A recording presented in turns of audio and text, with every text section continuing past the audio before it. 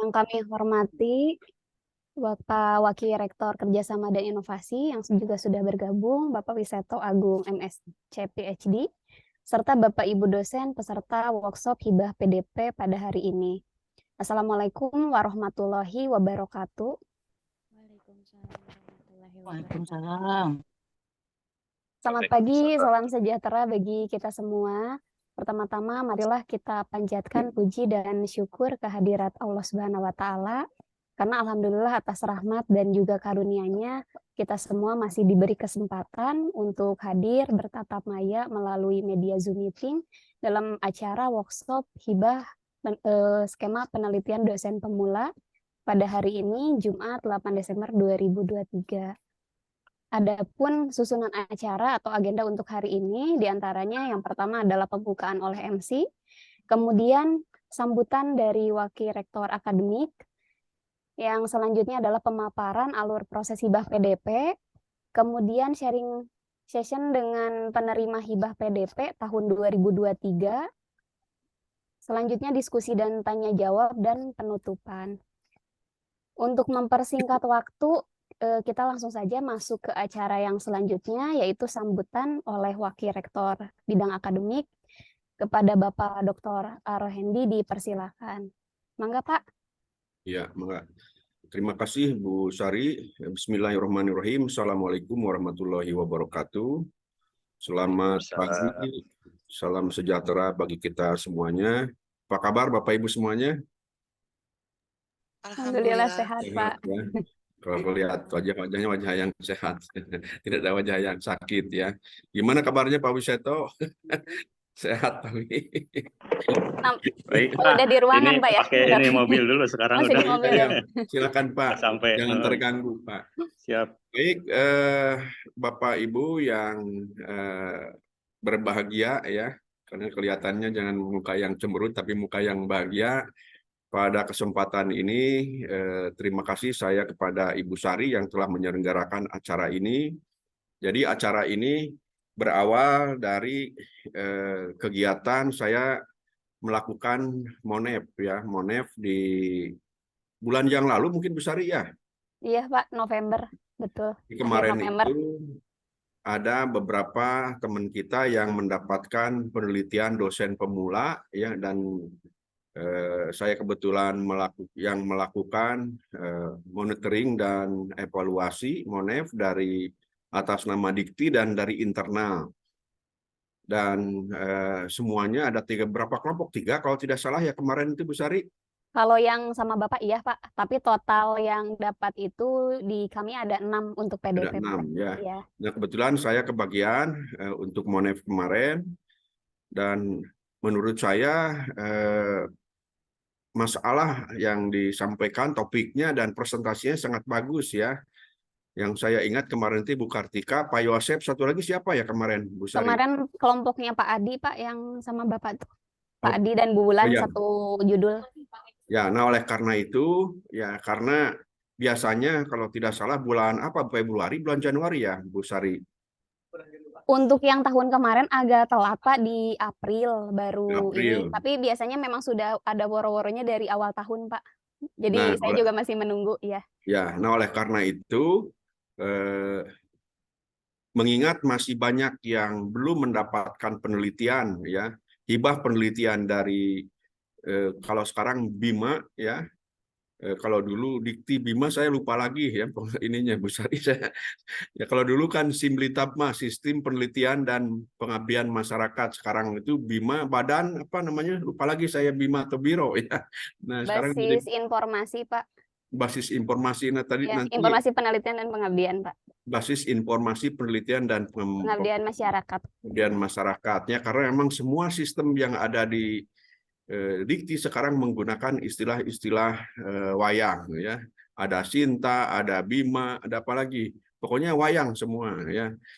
Nah, oleh karena itu pengalaman dari yang sudah mendapatkan tahun ini ya. Nah, lebih baik kita sharing ya. Jadi sharing ke Bapak Ibu, nah, bagaimana memilih topik yang bisa karena ini bersaing ya, bersaing seluruh Indonesia untuk dosen. Nah, topik-topiknya topik apa ya? dan ruang lingkupnya apa. Nah, nanti mungkin Bu Sari akan memberikan general dulu, mudah-mudahan Bu Sari ya sebelum kepada pemateri apa ketentuan-ketentuannya. Saya juga sudah lupa ya karena sudah jarang buka-buka pedomannya ya. Dan lebih baik nanti Bu Sari di-share aja semuanya sesuai dengan kebutuhan ya. Nah, kebetulan yang PDP di sini adalah sudah banyak ya yang mendapatkan, nah, tapi masih banyak juga yang belum ya. Nah, untuk yang lebih tinggi ternyata masih belum ada ya Bu Sari. Termasuk saya juga kemarin karena kemarin itu saya banyak kegiatan terhambat dan akhirnya ya seadanya, tapi saya kemarin nggak jadi mengajukan nggak Bu Sari? Saya lupa ya. Nggak Bapak jadi. mengajukan dengan yang apa Yang kemarin nggak, Unpas gitu ya Pak ya? Itu ya juga kalau tidak salah itu keburu ya Pak ya? nggak jadi ya karena Iya saya betul, ada udah kegiatan keburu. di Jakarta ya. Nah, oleh karena itu saya harapkan Bu Sari ya nanti yang 3 orang nanti presentasi ya. Nah, jadi presentasi ini sebetulnya hanya memotret ya apa sebetulnya yang menjadi topiknya dan bagaimana langkah-langkahnya. Dan bukan hanya itu saja, Bu Sari nanti dibagi kelompok saja ya kan, ini ada 3 kelompok ya. Nah, yang minimal yang hadir hari ini itu dibagi 3 kelompok supaya ada sistem istilahnya kalau dalam bidang pembelajaran itu kalau dosen itu pencangkokan ya. Jadi pencangkokan itu dari yang anggaplah senior ya kepada yang junior ya. Jadi yang senior nah, khususnya karena tidak bisa loncat, nah sekarang itu adalah penelitian dosen pemula dulu ya. Nah, oleh karena itu Bu Sari nanti setelah ini, nah tolong dibagi ya, dibagi kira-kira kemana nih arahnya ya. Misalkan nih, kan tiap prodi ini lain-lain prodi nih ya. Nah kemana? Tapi setidaknya misalkan Bu Kartika, Pak Adi Suparwo, kemudian Pak Yosep itu bisa memberikan gambaran yang bagus. Karena kemarin presentasinya bagus-bagus menurut saya ya. Dan satu hal lagi barangkali Bapak Ibu yang perlu dicatat oleh kita semua bahwa tugas dosen itu adalah secara umum sudah diketahui ya, pendidikan, penelitian dan pengabdian masyarakat tridharma perguruan tinggi. Kalau salah satu itu tidak dijalankan itu adalah pincang ya. Kenapa pincang? Ya pincangnya itu adalah ke prodi ya. Jadi jangan ada istilah, nanti saya juga suka mendapat masukan dari dekan, dari kaprodi. Jadi istilahnya itu Bapak Ibu kalau yang tidak aktif di Tridharma perguruan tinggi itu jadi beban ya. Jadi beban untuk prodi terutama untuk kaitan akreditasi ya. Contoh misalkan ya. Seharusnya misalkan dalam setahun minimal misalkan ada Tridharma perguruan tinggi untuk tiap dosen. Nah, dari 10 dosen misalkan yang aktif hanya 5, nah itu seolah-olah dirata-ratakan untuk 10, padahal yang aktif 5. Nah, oleh karena itu, karena Bapak Ibu misalkan sudah mempunyai jabatan fungsional, ataupun misalnya yang IDN kan masih bisa ya Bu Sari sebagai pendamping. Bisa Pak, untuk Nah, PDP boleh Pak. untuk PDP ya, penelitian dosen pemula. Nah, oleh karena itu, nah Bapak Ibu diharapkan untuk bisa kerjasamanya ke prodi sebetulnya ya. Jadi bukan artinya biarin aja saya nggak apa-apa kalau tidak ikut penelitian, terutama dikti misalkan. Tetapi pengaruhnya itu ke prodi ya. Sehingga kemarin di salah satu fakultas, Pak, tolong kalau yang tidak aktif mah dipindah saja gitu kan ya. Karena misalkan ini menjadi beban untuk prodi, dosennya banyak tapi outputnya sedikit ya. Saya nggak usah sebutkan prodi mana ya. Cuman sekarang itu memang kita akan melakukan reakreditasi ya, akuntansi, kemudian manajemen, terus Akpar STP, kemudian S2, Pikom dan kalau tidak salah kemarin itu apakah siap atau tidak FTI ya. Karena apa? Karena kita ingin mengejar mempertahankan akreditasi institusi. Nah, akreditasi institusi itu minimal ya kalau bisa itu 75% itu B ya. Karena kalau 60%, apalagi kalau misalkan 55%, 50, waduh kita mempertahankan B itu berat ya. Jadi jangan sampai misalkan ya, kebetulan saya sering keliling ke daerah-daerah, salah satu contohnya kemarin misalkan ya ke Sukabumi ya, ke Universitas apa namanya ya, saya nggak terkenal ya, Unlab, Universitas apa lupa lagi ya, ke Sukabumi ya. Nah ternyata itu di pinggir sawah di dalam ke Sukabumi, tapi itu bisa B itunya akreditasi prodinya ya, manajemen B, akuntansi B gitu kan ya. Nah artinya di sini meskipun misalkan ada di pelosok, ya anggaplah di puncak gunung, tapi dosennya aktif, ya itu mempunyai kontribusi.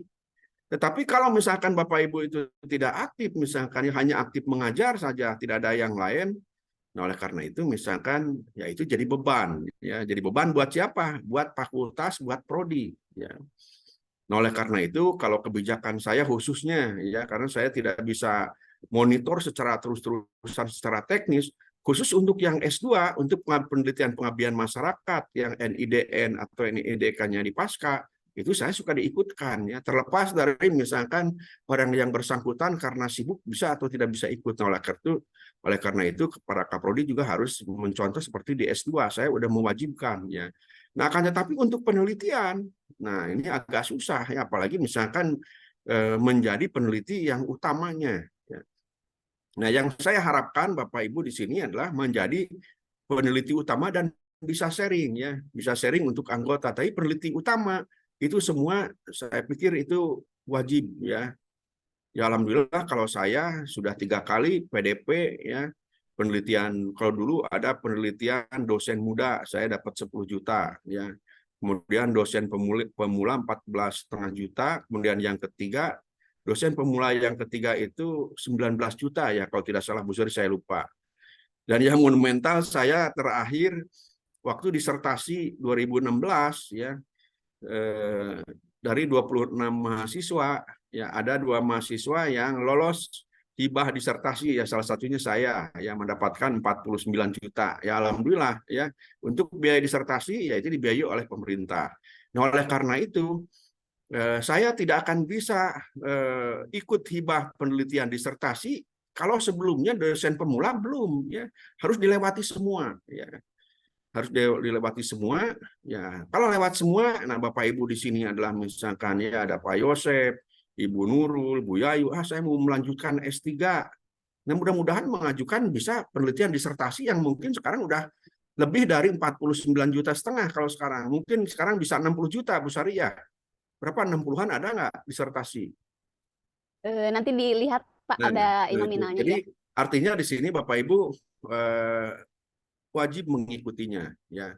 Ya karena apa? Karena kinerja perguruan tinggi kalau misalkan 2019 ya, karena masih ada ex BSI, kebetulan saya setahun di BSI, kita peringkat ke-17 se-Jawa Barat ya kalau tidak salah.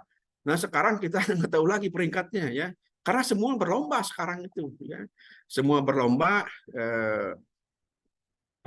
membuat penelitian dan pengabdian masyarakat. Kalau mengajar ya semua juga pada mengajar ya. Nah, oleh karena itu supaya tidak putus di tengah jalan ya, Bu Sari nanti dibagi grup misalkan ya, nanti 3 kelompok dibimbing oleh Pak Yosep, Bu Kartika, Nah Bu Kartika anggotanya siapa? Kemudian Bu Kartika nih mau melahirkan nih, anggotanya siapa Bu Kartika? Bu Wilma, Pak. Nah, Kami Bu juga Wilma. ada ini Pak, 2 lagi yang bidang keperawatan, ada Bu Nurul, Bu Mary. Kemarin yang lolos Oh ya. di teknologi FTI ada Bu Ina sama Bu Risa. Nah, oke, kalau begitu nanti dibagi aja ya, dibagi semua supaya misalkan didampingi. Jadi seolah-olah yang menjadi reviewernya sekarang adalah yang mendapatkan PDP tahun ini ya. Misalkan Pak Yosep siapa saja. Nah, silahkan bisa menilai karena terus terang kalau kita membaca sendiri pengalaman saya itu lama ya. Ininya pedomannya itu ya. Nah, tapi kalau misalkan dibimbing langsung ya, terutama misalkan masuk ruang lingkupnya apa bidang keilmuannya. Terus misalkan prioritas penelitiannya apa. Kemudian TKT ya. Tingkat apa Bu Sari lupa saya TKT itu ya. Nah, TKT-nya TKT berapa? Nah, tingkat apa Bu Sari juga lupa. Ada yang tahu Kesiapterapan teknologi, Pak. tingkat Kesiapterapan teknologi. kesiapterapan teknologi ya. teknologi. Jadi apakah PDP hasil penelitian kita itu hanya bersifat teori atau misalkan nanti bisa diaplikasikan? Nah, itu tergantung TKT berapa. Nah, Bapak Ibu nanti tidak usah baca lagi, langsung aja ke pendampingnya, ya. Nah, oleh karena itu sekali lagi saya harapkan mudah-mudahan tahun depan semua mendapatkan PDP, ya. Nah, dari semua. Jadi karena apa, Bapak Ibu, lebih baik dari sekarang, ya. Karena apa? Karena terus terang sebetulnya sekarang itu dengan Undang-Undang Nomor 12 tahun 2012, Undang-Undang mengenai pendidikan tinggi, sekarang itu semua dosen itu mempunyai kans untuk jadi profesor. Nah, kalau untuk jadi profesor itu bukan hanya di bidang penelitian saja, tetapi pengabdian masyarakat. Bahkan ada satu hal lagi yang paling dipentingkan, misalnya di samping itu, dari hasil PDP bisa dibuat buku, dari sekarang buat buku. Ya. Minimal kalau buku itu 40 halaman. Ya. Di mana diterbitkannya? Nah, itu memang perlu diterbitkan karena perlu punya ISBN buku itu. Kita sudah punya ya 2000 berapa kemarin 2021 ya, Arts University Publishing, tapi jarang ada yang menggunakan ya. Nah, oleh karena itu Bapak Ibu harus diniatkan dari sekarang, fokus saya harus jadi guru besar. Minimal misalkan 10 atau 15 tahun yang akan datang ya. Jadi harus dipersiapkan dari sekarang ya. Dan sekarang itu bisa loncat nanti ya. Kalau misalkan kurang dari 20 tahun itu bisa mengajukan profesor dengan syarat-syarat khusus ya. Ya saya juga mohon doanya ya, mau mengajukan juga meskipun belum 20 tahun, kalau 20 tahun normal. Nah, sebelum 20 tahun itu harus ada syarat khusus ya. Apa syarat khususnya? Misalkan untuk bidang sosial itu, untuk SGR-nya, untuk jurnal itu adalah minimal 0,2 untuk sosial, ya 0,3 untuk bidang teknik ya, atau bidang bidang ilmu pasti ya misalkan ya. Nah kebetulan kalau saya bidangnya ilmu sosial, minimal itu 0,2 sebagai syarat untuk mengajukan profesor bagi yang belum 20 tahun ya. Karena masa kerjanya nanti dihitung kapan Bapak Ibu itu diangkat menjadi mempunyai jabatan fungsional yang pertama ya. Ada yang misalkan asisten ahli, ada yang langsung ke lektor misalkan. Nah itu adalah perlu dipersiapkan dari sekarang ya. Jadi kalau misalkan Bapak Ibu tidak punya cita-cita dan menjadi dosen, sayang ya. Minimal kan nanti kalau menjadi profesor ya, itu 3 kali tunjangannya itu ya. Yang pertama adalah tunjangan serdos ya. Sesuai dengan golongan ya, seperti saya masuk 3D misalkan ya. Kemudian yang kedua adalah tunjangan kehormatan profesor 2 kali tunjangan serdos ya. Jadi 3 kali. Jadi kalau misalkan Bapak Ibu serdosnya nanti kan meningkat terus ya. Anggaplah 4 juta serdosnya. Nah, 4 kali 3 itu adalah per bulan bisa menerima 12 juta ya. Apalagi kalau misalkan sekarang sudah 5 juta nanti ya. Salary-nya per bulan 5 kali 3 15 juta kan lumayan ya. Nah, oleh karena itu Bapak Ibu dari sekarang bercita-cita jadi profesor dan semua bercita-cita ikut S3 ya, dan hal itu dipersiapkan itu dari sekarang ya, tidak bisa loncat, dipersiapkan dari sekarang ya. Karena apa? Karena misalkan Bapak Ibu nanti kan ada luaran yang harus diterbitkan. Nah, diterbitkannya di mana? Ya minimal Sinta. Kalau Sinta, misalkan Sinta ya ke jurnal yang terindeks, ya jurnal internasional. Nah, setelah jurnal internasional, misalkan ke terindeks Scopus. Dan itu harus dipersiapkan dari sekarang. Ya. Jadi ke depan, maju mundurnya perguruan tinggi sebetulnya tidak hanya oleh gedung, tetapi sejauh mana SDM. Ya.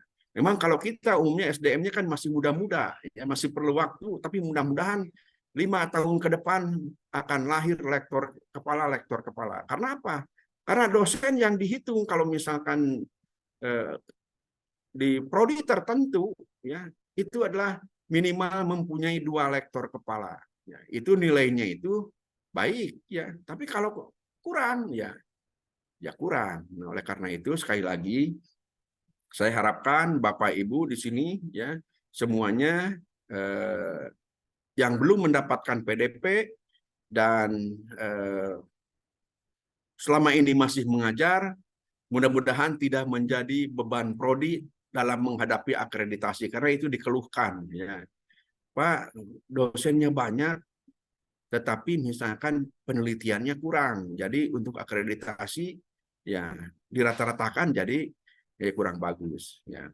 Jadi itu saja barangkali prakata atau arahan dari saya.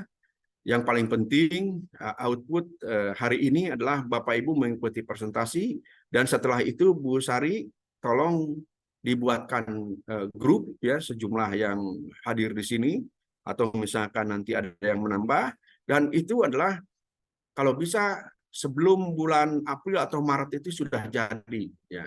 Sudah jadi, dan nanti saling presentasi ya kalau bisa ya.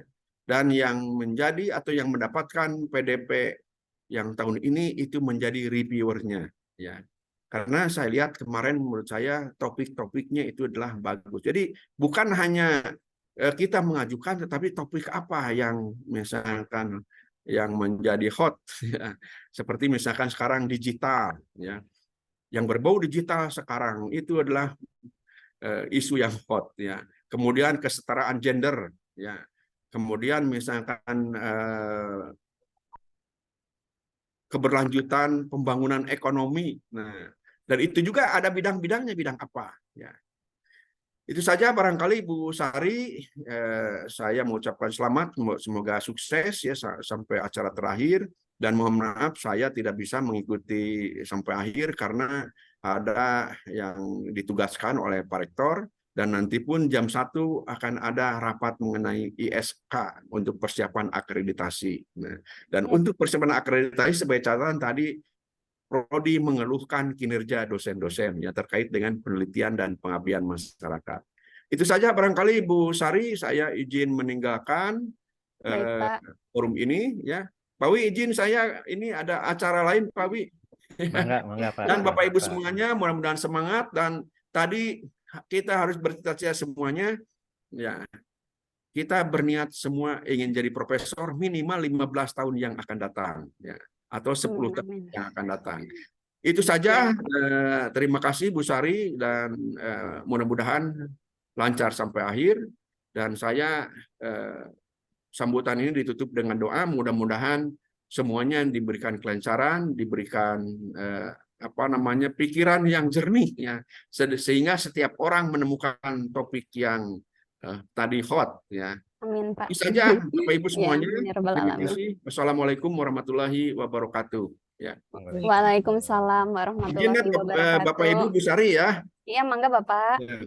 Atur nuhun, Pak. Ya, sama-sama. Iya, Bapak Ibu, sudah kita dengarkan arahan atau sambutan dari Bapak Wakil Rektor Akademik, Bapak Dr. Arohendi. Yang selanjutnya untuk mempersingkat waktu, karena hari ini juga Jumat, mungkin ya nanti Bapak-Bapak mau Jumatan, saya mohon izin share screen dulu.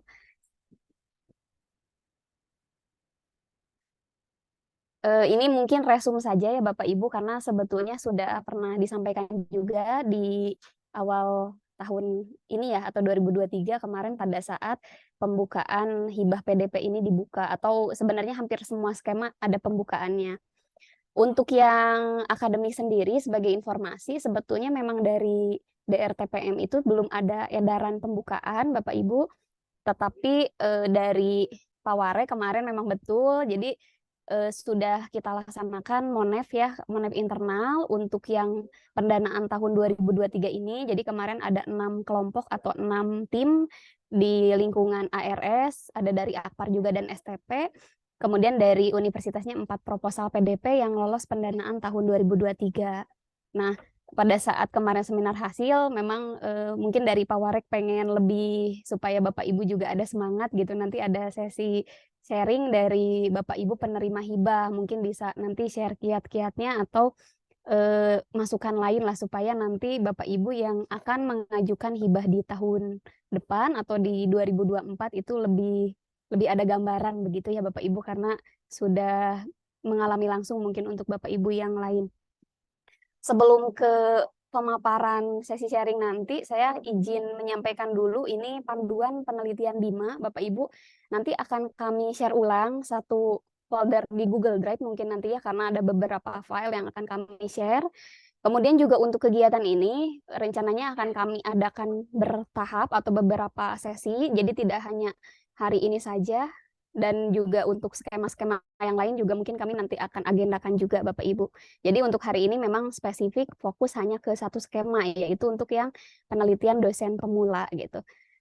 Kemarin beberapa dosen juga bertanya kenapa saya nggak diundang katanya, atau nggak ada di list gitu ya Bapak Ibu, karena memang kami sudah petakan sesuai dengan kondisi jabatan fungsional yang memang masih eligible, khususnya sebagai ketua untuk nanti di hibah PDP ini. Jadi untuk yang belum masuk ya mungkin itu nanti Bapak Ibu akan kami arahkan ke skema yang lainnya gitu ya, skema dasar yang lainnya di luar PDP. Ini mungkin resum saja Bapak Ibu, sepertinya Bapak Ibu di sini juga masih menyimpan ya panduan untuk yang informasi yang kemarin vokasi itu sudah ada yang terbaru, jadi panduan 2024 sudah rilis di bulan ini. Mungkin nanti akan saya share juga ke Bu Kartika ya Bu ya di lingkungan Akpar. Kalau misalnya untuk STP dan universitas itu karena kita masuk ke perguruan tinggi akademik belum ada rilis panduan baru Bapak Ibu. Jadi sementara masih kita pakai yang tahun 2023 ini. Cukup tebal panduannya karena memang masih digabung dengan panduan yang vokasi. Untuk alur penelitian ini sendiri mungkin bagi Bapak Ibu yang baru gitu ya, baru akan mengajukan, seperti apa sih prosesnya ini kurang lebih tahapannya Bapak Ibu ya. Dari mulai nanti pengumuman, jadi ini sifatnya hibah bersaing dan skalanya nasional. Kita bersaing dengan seluruh perguruan tinggi termasuk perguruan tinggi negeri. Nanti akan ada pengumuman atau edaran.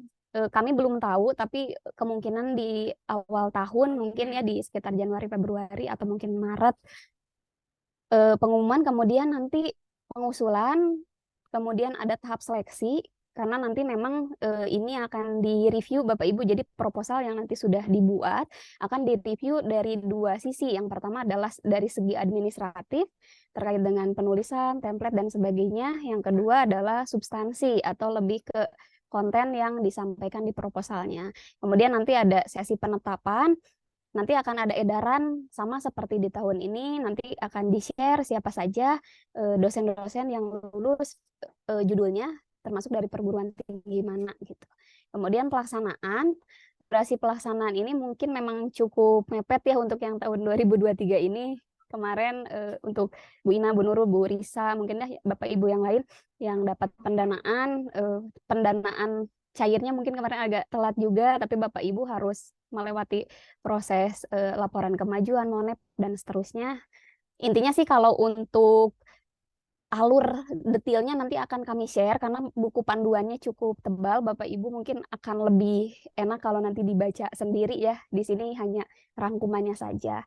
Kemudian ada pelaksanaan, selama pelaksanaan nanti akan ada pemantauan, atau yang tadi disampaikan oleh Bapak Warek adalah kegiatan Monef. Jadi khusus tahun 2023 itu memang lebih ketat. Ada Monef dilaksanakan, yang pertama adalah secara internal. Jadi kami di LPPM harus mencari reviewer yang tentunya memenuhi syarat untuk menjadi reviewer gitu, karena ada kriteria tertentu. Jadi kemarin khususnya di FTI agak kesulitan karena kami masih minim ya untuk yang lektor kepala gitu, belum ada. Jadi kemarin saya undang reviewer dari perguruan tinggi lain. Kemudian setelah Monef itu, sebelum Monef ada kemajuan tadi, kemudian Monef internal dan juga eksternal itu dari pihak DRTPN, dan juga ada pelaporan akhir. Jadi setelah Monef itu ada laporan yang kedua adalah laporan akhir, atau di tahun ini Desember sekarang ya Bapak Ibu mungkin lagi pada ngejar deadline, tanggal 10 ada yang tanggal 15, Bapak Isal kemarin tanggal 7 untuk yang pengabdian. Kemudian nanti dari apa yang dilaporkan akan dinilai ya, penilaian hasil akhirnya gitu.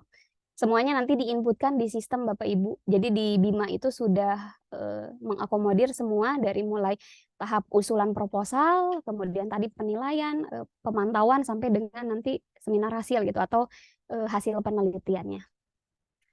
Kemudian bidang-bidang apa saja ini mungkin umumnya Bapak Ibu sudah pernah disampaikan juga terkait fokus utamanya adalah ini, pariwisata, kemandirian kesehatan, digital teknologi, blue economy, green economy, hampir mirip mungkin dengan yang skema-skema yang ada di matching fund juga ya Bapak Ibu, beberapa bidang. Kemudian ini yang fokus RIRN ada beberapa. Yang selanjutnya adalah ketentuan penggunaan anggaran. Nah, berbicara hibah memang cukup PR gitu. Kemarin kelompoknya Pak Adi juga banyak diskusi, bingung nih mecah-mecah RAB-nya gimana katanya. Karena sudah ada ketentuannya, nanti untuk Bapak Ibu yang ingin mengajukan hibah, disesuaikan saja rancangan penggunaan anggarannya dengan PMK. PMK-nya, PMK nomor berapa, nanti bisa dicek ya, ada juga di panduan. Saya singkat saja mungkin yang ini. Terus di sini ketentuan umum ya LPPM sebagai lembaga penelitian pengabdian masyarakat, fungsinya adalah memfasilitasi dan juga memantau Bapak Ibu proses hibah ini berjalan sesuai dengan yang seharusnya. Jadi memang kalau kami nanti mungkin pada saat pelaksanaan hibahnya sedikit cerewet gitu ya ke Bapak Ibu, banyak berkomentar atau mengingatkan karena memang kami harus memantau sampai dengan penelitiannya selesai. Jangan sampai pada saat nanti hibahnya dapat, dananya cair tapi tidak terselesaikan dengan baik gitu. Nanti juga mungkin bisa jadi kena punishment juga perguruan tingginya kalau ada kasus-kasus yang seperti itu. Nah, di sini untuk Bapak Ibu posisinya adalah di peneliti yang tadi nanti akan di-share juga ya. Sebelumnya udah pernah kami sampaikan terkait dengan user dan password untuk login ke websitenya Bima. Tapi barangkali Bapak Ibu karena sudah hampir 1 tahun mungkin ada yang lupa akun atau misalnya belum tahu, nanti boleh menghubungi LPPM terkait dengan user untuk bisa ke Bima. Karena ini semuanya diajukan by system. Nah, ini saya langsung saja ke alur proses. Seperti apa sih proses dari hibah PDP ini? Bapak Ibu sendiri juga mungkin menyadari bahwa kami di internal masih belum ada pendanaan khusus ya Bapak Ibu, masih terbatas, tidak ada dana untuk penelitian. Jadi memang hibah-hibah dari eksternal seperti ini yang harus kita manfaatkan betul. Ya minimal kita mencoba urusan nanti penilaian ya nanti kan ada dari reviewer. Nah ini alurnya untuk PDP ini ada dari DRTPM atau Direktorat Riset Tinggi Penelitian dan Pengabdian Masyarakat. Yang tadi saya sampaikan nanti akan ada pengumuman, jadi pembukaan ini nasional. Kondisinya per hari ini belum dibuka, kemudian nanti ada pengusul, ini Bapak Ibu dosen, kemudian ada perguruan tinggi, dalam hal ini diwakili dari LPPM ya. Nanti Bapak Ibu akan mengunggah proposal di Bima alurnya, dan di situ ada 2 kondisi Bapak Ibu, tergantung dari skemanya. Ada yang memang monotahun, ada yang multi tahun, atau pelaksananya lebih dari 1 tahun. Tapi khusus PDP ini karena memang masuk ke penelitian dasar yang paling bawah lah gitu, atau paling awal, itu masuk ke yang mono. Jadi cuma 1 tahun maksimal pelaksanaannya. Kemudian nanti setelah Bapak Ibu submit di Bima, kami di LPPM akan mengecek gitu, apakah proposal yang Bapak Ibu input itu sudah sesuai dengan panduan atau belum. Jadi kalau yang nanti buatnya asal-asalan ya mohon maaf, kami juga tidak bisa setujui atau approve ya. Intinya di sini ada decision, kalau kita approve berarti nanti lanjut ke penilaian seleksi administrasi, tapi kalau tidak otomatis gugur. Kemudian setelah kami ACC nanti dari LPPM, proposal Bapak Ibu akan dikirimkan dan masuk ke seleksi administrasi. Nah, kalau untuk yang ini sudah bukan kami lagi yang menilai, nanti dari pihak DRTPM ada tim tersendiri akan mengecek ya, mungkin ya tadi template, termasuk susunan babnya sesuai tidak, jenis huruf yang seperti itu, teknis semuanya akan dinilai Bapak Ibu. Kalau sudah oke, masuk ke penilaian seleksi substansi. Nah, ini juga reviewernya khusus dari pihak DRTPM juga gitu. Dan sudah melewati proses penyaringan tentunya.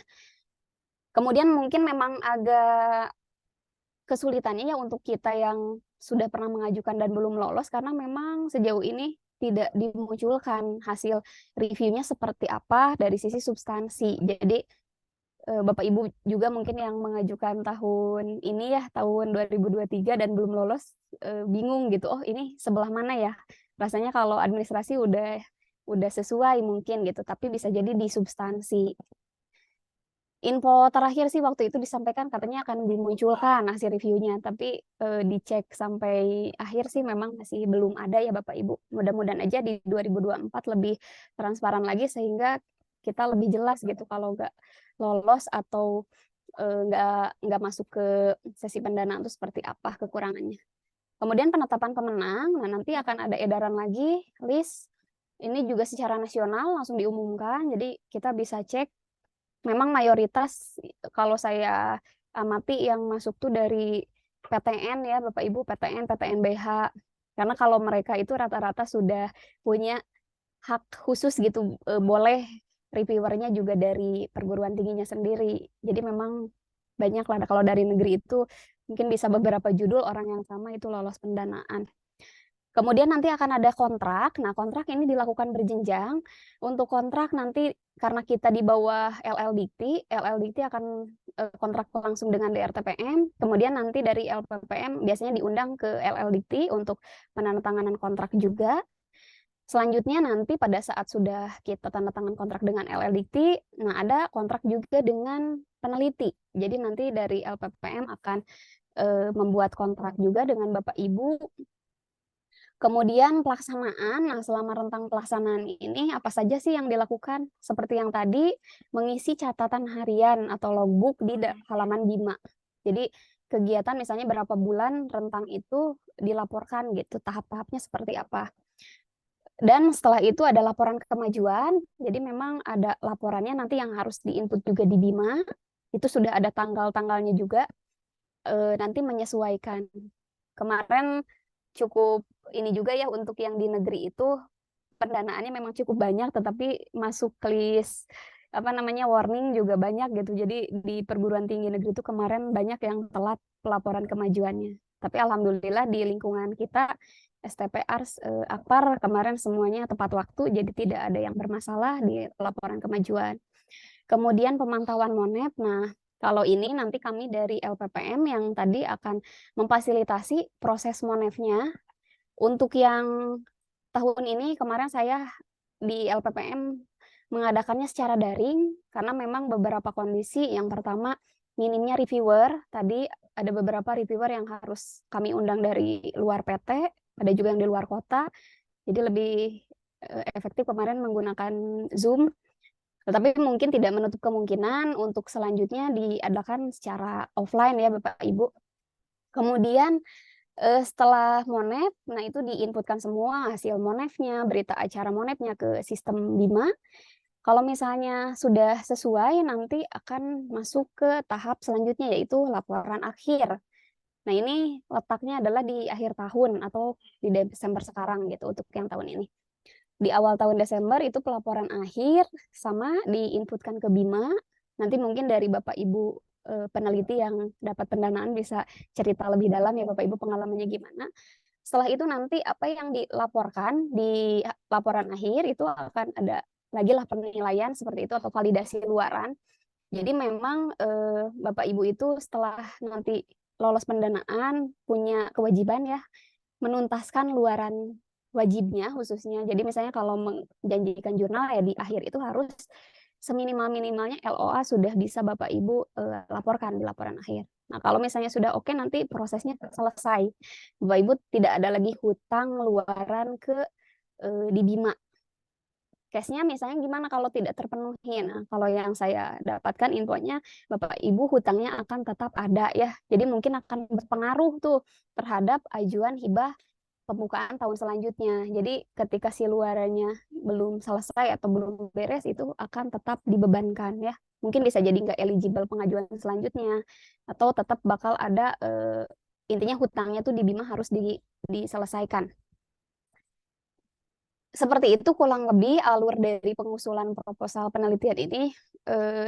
Di sistem sudah cukup mudah sebetulnya Bapak Ibu alurnya. Nanti juga ada panduan khusus untuk gimana cara menggunakan BIMA ya. Kami akan share juga nanti. Jadi karena cukup banyak nih panduan yang akan kami share ke Bapak Ibu, jadi mohon nanti meluangkan waktu lah gitu untuk dibuka satu-satu, karena memang kalau misalnya biasanya ada kebingungan itu belum betul-betul dibaca detil Bapak Ibu alurnya atau tadi penggunaan sistemnya gimana. Sekaligus mungkin untuk mengingatkan juga bahwa karena ini by system semuanya, dan untuk ini yang tadi ya TKT ini memang Bapak Ibu nggak usah lihat dulu yang 4-9 ya. Jadi simpelnya untuk yang PDP ini masuk ke skema penelitian dasar dan tingkat kesiapan teknologinya ini sampai di TKT 3 maksimal. Jadi memang bukan untuk yang sudah istilahnya itu mungkin nanti produknya dipasarkan ya Bapak Ibu. Jadi masih tahap perancangan saja di sini di maksimal TKT 3. Ketika nanti Bapak Ibu mengajukan boleh mau berhentinya di TKT 2 atau di TKT 3 misalnya. Tapi jangan sampai di TKT 4 gitu. Karena itu sudah masuk ke skema penelitian terapan. Lebih jelasnya nanti bisa dicek di Bima Bapak Ibu, karena ngisi TKT ini ada apa namanya isiannya, dan setiap bidang ilmu itu mungkin beda-beda ya TKT-nya atau outputnya seperti apa. Intinya kita fokus dulu ke yang PDP. Sebenarnya skema lain penelitian dasar ada apa aja, ini ada banyak ya Bapak Ibu, ada fundamental, kerjasama, pascasarjana, tapi yang mungkin bisa eligible atau memenuhi kualifikasi persyaratannya adalah yang di PDP. Nah, skemanya apa saja? Ini juga hasil rangkuman dari buku panduan yang cukup tadi tebal tadi. Untuk penelitian dasar kita bisa cek, ini Bapak Ibu sudah bisa lihat mungkin ya untuk skema penelitian dasar yang lain, kelihatan dari syarat ketuanya minimal lektor rata-rata. Jadi kalau Bapak Ibu yang masih di asisten ahli khususnya ya memang di sini ya silakan bisa diikuti yang dosen pemula. Ini maksimal yang bisa mengajukan sebagai ketua adalah lektor dengan angka kredit 200. Jadi Bapak Ibu yang sudah lektor tapi angka kreditnya adalah 300 memang tidak bisa mengajukan sebagai ketua di PDP. Kemudian ini untuk klaster Madya Pratama dan binaan ya. Dan memiliki Sinta ID. Jadi kami ingatkan juga karena Sinta juga itu masih di bawah pemantauannya LPPM juga. Sinta itu sekarang hampir dipakai berbagai kegiatan ya Bapak Ibu, penilaian, termasuk salah satunya adalah untuk hibah ini. Jadi kami mohon kepada Bapak Ibu untuk diurus gitu. Jadi akun Sintanya masing-masing tuh nggak yang udahlah daftar formalitas beres, tetapi bagaimana caranya di maintenance juga ya Bapak Ibu, dicek apakah mungkin ID-nya sudah apa namanya sudah update, kemudian data-data dari Google Scholar-nya apakah sudah sinkron atau belum. Karena banyak juga kejadian Google Scholar kita tuh isinya artikel punya orang gitu. Banyak ya. Jadi harus, dan itu nggak mungkin dari LPPM akan secara sering dilihat gitu. Jadi mungkin Bapak Ibu kan lebih mudah cuman ngurus punya Bapak Ibu sendiri, dicek scholarnya apakah artikelnya punya Bapak Ibu semua. Kalau ada yang bukan ya silakan dihilangkan. Termasuk juga di Sinta. Kemudian ini juga berhubungan dengan jabatan fungsional. Jadi kemarin pada saat saya koordinasi dengan staf rektor itu pembuatan surat edaran ya, ada banyak dosen yang kondisi jabatan fungsional di data PDDikti dengan realnya itu beda Bapak Ibu. Contoh kasus misalnya dosennya itu sekarang kondisinya sudah lektor 300, tapi di PDDiktinya masih asisten ahli. Nah itu kami mohon juga kepada Bapak Ibu untuk update data Javungnya di sisternya Bapak Ibu masing-masing gitu. Karena kita nggak bisa misalnya bantu updatekan Javung ya Bapak Ibu, silakan diupdate sendiri. Kalau merasa memang SKPK-nya udah keluar ya langsung saja diupdate di sister supaya nanti bisa disinkronkan ke atau di PDDiktinya juga sesuai dengan kondisi Javungnya. Dan Bima nanti akan narik itu datanya dari PDDikti gitu. Kalau misalnya Bapak Ibu sudah kondisinya katakanlah tadi lektor 300, tapi ketika disinkron di Bima mungkin kok masih AA keluarnya ya, itu karena PDDiktinya belum berubah dan ujung-ujungnya sister gitu. Jadi sister juga mohon Bapak Ibu untuk bisa diupdate karena itu berpengaruh juga. Salah satunya adalah pada saat ini akan mengajukan pendanaan hibah ya. nggak cuma hibah PDP, hampir semua skema intinya nanti ada persyaratan pengusulnya, khususnya dari sisi jabatan fungsional.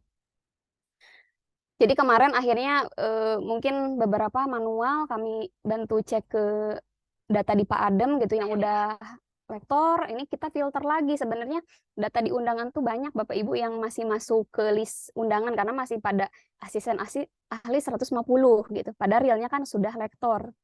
Nah, itu kami memang sudah hilangkan di list undangan, tetapi kondisi sisternya Bapak Ibu masih belum diupdate. Kemudian ini ya luaran.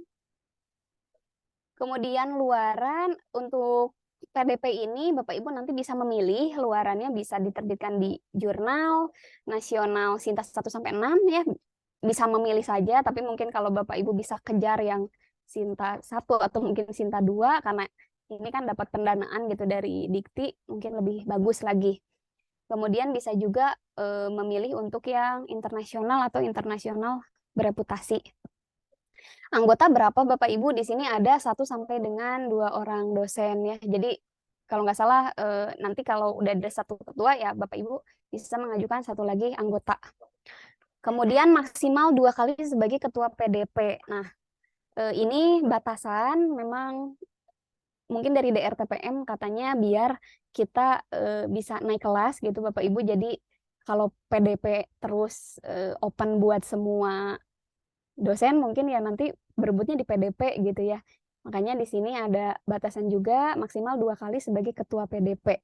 Selama Bapak Ibu masih memenuhi persyaratannya, tadi Jafungnya dan sebagainya, Sinta ID-nya, itu bisa mengajukan sampai dengan 2 kali pendanaan sebagai ketua.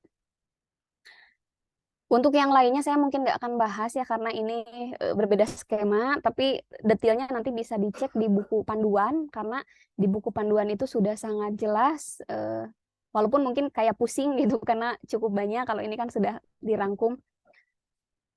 Kemudian ada juga nanti kalau tadi Pak Rohendi menyampaikan coba diikuti dulu PDP sebagai mungkin latihan karena memang betul dilihat juga penilaian yang namanya rekam jejak ya Bapak Ibu. Jadi kalau sudah sebelumnya mungkin dapat hibah dengan topik atau tema penelitian tertentu, terus nanti misalnya dilanjutkan, yaitu akan berpotensi lebih besar dapat pendanaan di skema terapan atau pengembangan. Nah, khusus pengembangan ini memang level TKT-nya sudah tinggi 7-9. Bahkan kalau nanti misalnya dari penelitiannya menghasilkan produk ya produknya sudah bisa sampai misalnya dikomersilkan gitu, dijual dan sebagainya. Ini khusus tahun 2023 tidak dibuka, jadi digantikan dengan yang namanya program matching fund Kedai Reka. Itu diganti atau pengganti dari penelitian pengembangan. Nah, kami belum tahu untuk tahun 2024 apakah memang yang pengembangan ini nanti dibuka terpisah gitu ada atau teknisnya masih sama jadi ditiadakan tapi digantikan dengan matching fund Kedai Reka. Karena Kedai Reka sudah masuk ke TKT 7 sampai dengan 9 untuk TKT-nya. Kemudian ini karena sebagai info juga mungkin Bapak Ibu sudah tahu ya karena kondisi Sinta dan betul tadi peringkat. Jadi peringkat di sini mungkin berbeda dengan akreditasi tapi lebih ke peringkat keleluasaan kita untuk mendapatkan pendanaan dari DRTPM khususnya. Jadi diambil dari mana? Dari yang namanya Sinta Score Bapak Ibu. Dan Sinta Score itu diambilnya adalah persentil ya dari total perguruan tinggi di Indonesia.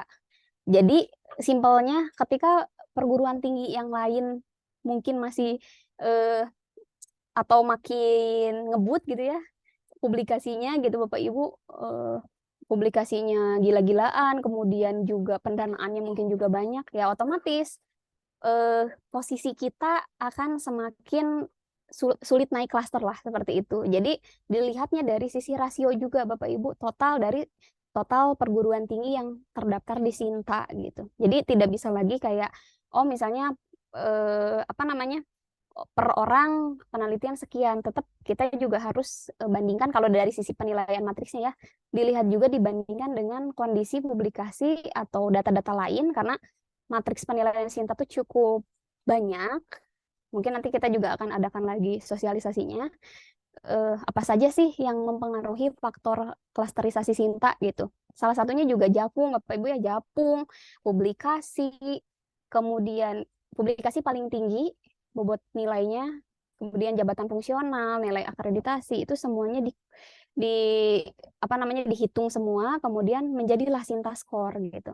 Dan kemarin kalau kita lihat punya ARS juga sebetulnya bukan yang jelek-jelek banget Bapak Ibu ya, maksudnya yang nol banget juga enggak, tetapi ya memang perguruan tinggi lain yang jauh banget gitu, jauh banget publikasinya langsung drastis naik, sehingga kita masih di bawah persentilenya, di bawah 50, sehingga masuknya ke Pratama ke sini. Nah, Pratama bisa dicek, ini yang XX ini berarti kita tidak bisa ikut skemanya, jadi memang terbatas, kita cuma bisa ikut di dasar ini, PDP nih terbuka ya, memang keuntungan juga lah gitu karena PDP ini yang paling dananya mungkin tidak terlalu besar tapi bisa dikatakan lebih mudah dibanding skema yang lain. Pratama ini kita bisa ya Bapak Ibu, termasuk untuk yang di Akpar juga masuk ke yang klaster binaan ini bisa juga ya. Jadi kita kejar di sini. Kemudian skema yang lain, fundamental, kerjasama dan seterusnya. Ini kerjasama mitra dimungkinkan ya, jadi tidak wajib. Tapi kalau Bapak Ibu mau ada kerjasama mitra, nanti PDP-nya silahkan gitu. Nah, ini karena tahun lalu, jadi call for paper waktu itu batas akhir unggah usulan di 9 April 2023 ya. Bukan tahun lalu sih, tahun ini. Karena memang si proposalnya juga ada di tahun ini gitu. Kemudian pendanaan tahun ini, laporan juga tahun ini. Untuk yang 2024 tadi kita belum tahu akan ada pembukaan di bulan apa. Tapi Bapak Ibu siap-siap aja di rentang Januari, Februari, Maret, atau mungkin maksimal April itu biasanya akan ada tadi pembukaan ya. Durasi pembukaannya cukup panjang sih, biasanya beberapa hari gitu. Nanti syukur-syukur sudah mungkin punya draft ya Bapak Ibu. Jadi kenapa dari sekarang dipersiapkan biar nanti pada saat dibuka tuh tinggal penyempurnaan saja. Nah, ini lewat saja karena yang lalu. Kemudian untuk menulis proposal penelitian, mungkin ini sedikit tambahan ya. Nanti dari Bapak Ibu yang sudah lolos pendanaan bisa sharing lebih lanjut. Panduan umum bisa dibaca saja nanti Bapak Ibu ya, karena sudah ada template-nya. Jadi ya diikutin gitu template-nya. Yang tahun ini mungkin kemarin pengajuan dari ARS sebetulnya cukup tinggi, ada sekitar 40 proposal lebih kemarin yang diajukan berbagai skema, dan PDP paling banyak.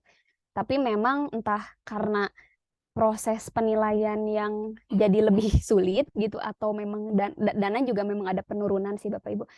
Dana juga mungkin lebih berkurang dibanding tahun sebelumnya, sehingga yang dapat ACC kan segitu ya, dari total 40 proposal lebih, kita dari 3 PT ini kemarin yang lolos cuma 6 gitu proposal untuk penelitian, dan semuanya PDP yang lolos. Kemudian 1 proposal alhamdulillah untuk yang pengabdian masyarakat. Ini sebentar.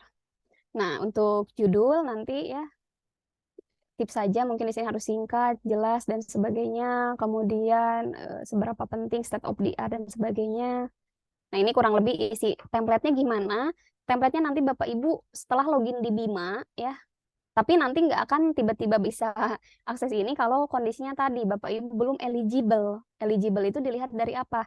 Yang pertama jabatan fungsional, kedua Sinta skor. Jadi pastikan Sinta skornya diupdate, Javungnya di Sister diupdate dulu gitu. Itu catatan dari kami. Kemudian ini masih belum tahu yang 2024 apa ada update template atau masih sama. Tapi dari tahun ke tahun nggak terlalu jauh beda. Bedanya di tahun yang ini ada roadmap ya. Kalau dulu mungkin yang lama-lama tidak ada khusus roadmap. Pendahuluan, di sini juga udah ditentuin berapa kata maksimal. Kemudian metode, Bapak Ibu, metode ini. Kemudian daftar pustaka menggunakan formatnya Pancouver. Nanti mungkin di Mendeley sudah ada opsinya ya, bisa disesuaikan saja. Dan ini harus sesuai tadi, supaya apa, kita ngejar seleksi administratifnya bisa lolos gitu. Mungkin kalau substansi ya urusan selanjutnya, tapi minimal kita bisa lolos dulu di administratif. Template ini adalah hasil capture dari template yang ada di Bima. Kemudian seperti apa sih penilaiannya? Nah, ini kurang lebih ya Bapak Ibu ada 2 jenis. Tadi administratif, kalau saya nggak salah administratif itu cuman kayak gini nih ya. Indikatornya ya tidak aja. Ini komponennya. Penulisan usulan sesuai ketentuan pada panduan tata tulis, subbagian, jumlah kata perbagian. Jadi memang simple. Kalau saya bisa simpulkan sih sepertinya ya yang kita ajukan tahun ini pun rata-rata karena di LPPM juga di cross check dulu gitu. Maksudnya penulisannya kalau dari sisi administrasi sih harusnya lolos lebih dari 6 tadi ya Bapak Ibu. Tapi mungkin tadi balik lagi di substansi kita tidak lolosnya. Nah, substansi itu ini isinya dan ini memang bukan kami yang menilai tapi tadi dari DRTPM ya. Untuk penelitian dasar bisa kelihatan bobot persentasenya, kemudian skornya ini 1 sampai 4. Nah, ini mungkin penilai atau reviewer yang lebih tahu apakah mungkin punya kita contohnya ketajaman perumusan tajam atau kurang atau tidak misalnya ya, itu sepenuhnya memang dari DRTPM. Kita tidak ada kewenangan untuk intinya mengganggu gugat hasil penilaian mereka. Kemudian roadmap, nah di sini semuanya sampai dengan referensi ya. Referensi juga ada penilaiannya, primer, berapa persen bobotnya dan seterusnya. Ini semuanya bisa dicek dari mulai tadi alur proses, kemudian penilaian bobot setiap bagian ya dari mulai pendahuluan sampai referensi itu semuanya di buku panduan dan tenang saja nanti akan kami share Bapak Ibu buku panduannya. Sementara untuk yang akademik atau yang di universitas dan STP pegangannya ya kita masih panduan lama ya Bapak Ibu. Kalau nanti pun rilis, misalnya di awal tahun depan rilis, karena vokasi kan udah dibikin terpisah, jadi dipecah lagi. Katanya karena pusing gitu, banyak yang salah lihat. Vokasi kan ditaruh di belakang, sedangkan yang atas akademik dan jadi tebel sehingga dipecah. Nah, ada kemungkinan ya akademik juga mungkin dipecah lagi, jadi khusus akademik. Nanti pokoknya akan kami selalu sampaikan ketika ada update-update terbaru.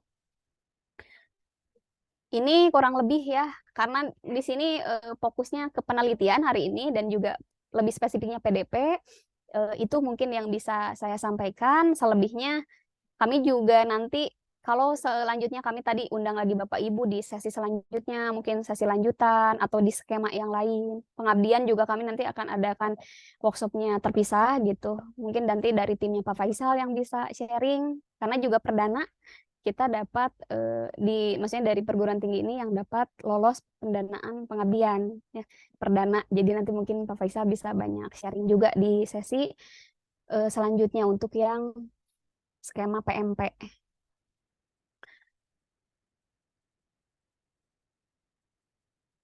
Itu saja mungkin Bapak Ibu ringkasnya yang bisa saya sampaikan mengenai alur ya bagi yang masih istilahnya burem banget gitu. Gimana sih IBA PDP itu mungkin kemarin Bapak Ibu ada yang sempat nanya juga, Bu, gimana saya pengen ngajuin PDP karena mungkin lihat teman-temannya yang lain ada Monef gitu ya.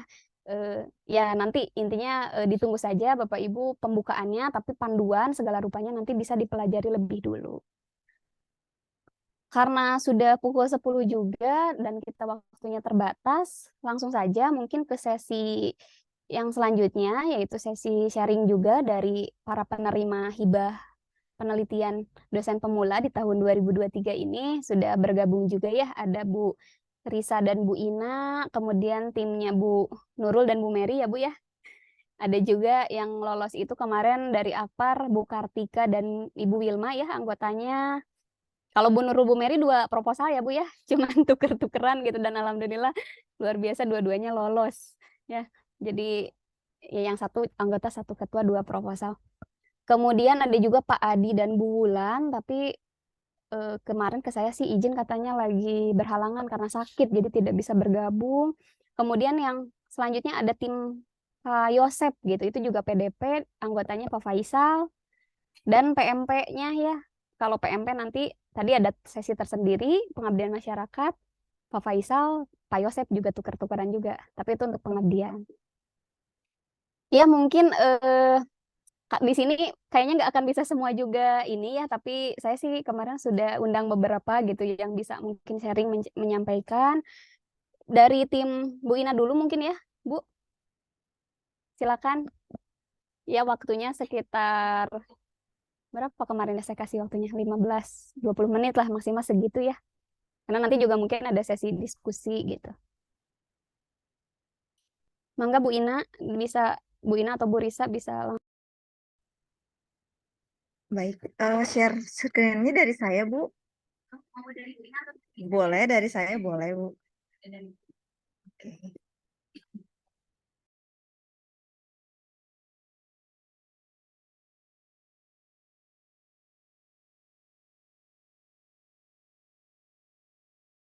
Apakah sudah muncul Bu Sari dan yang lainnya?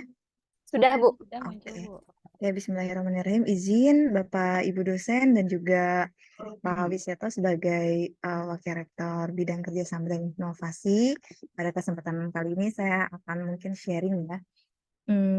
Penelitian yang saya dan tim dengan Bu Risa dan juga satu mahasiswa yang alhamdulillahnya di approve atau diterima pada skema hibah PDP tahun 2023.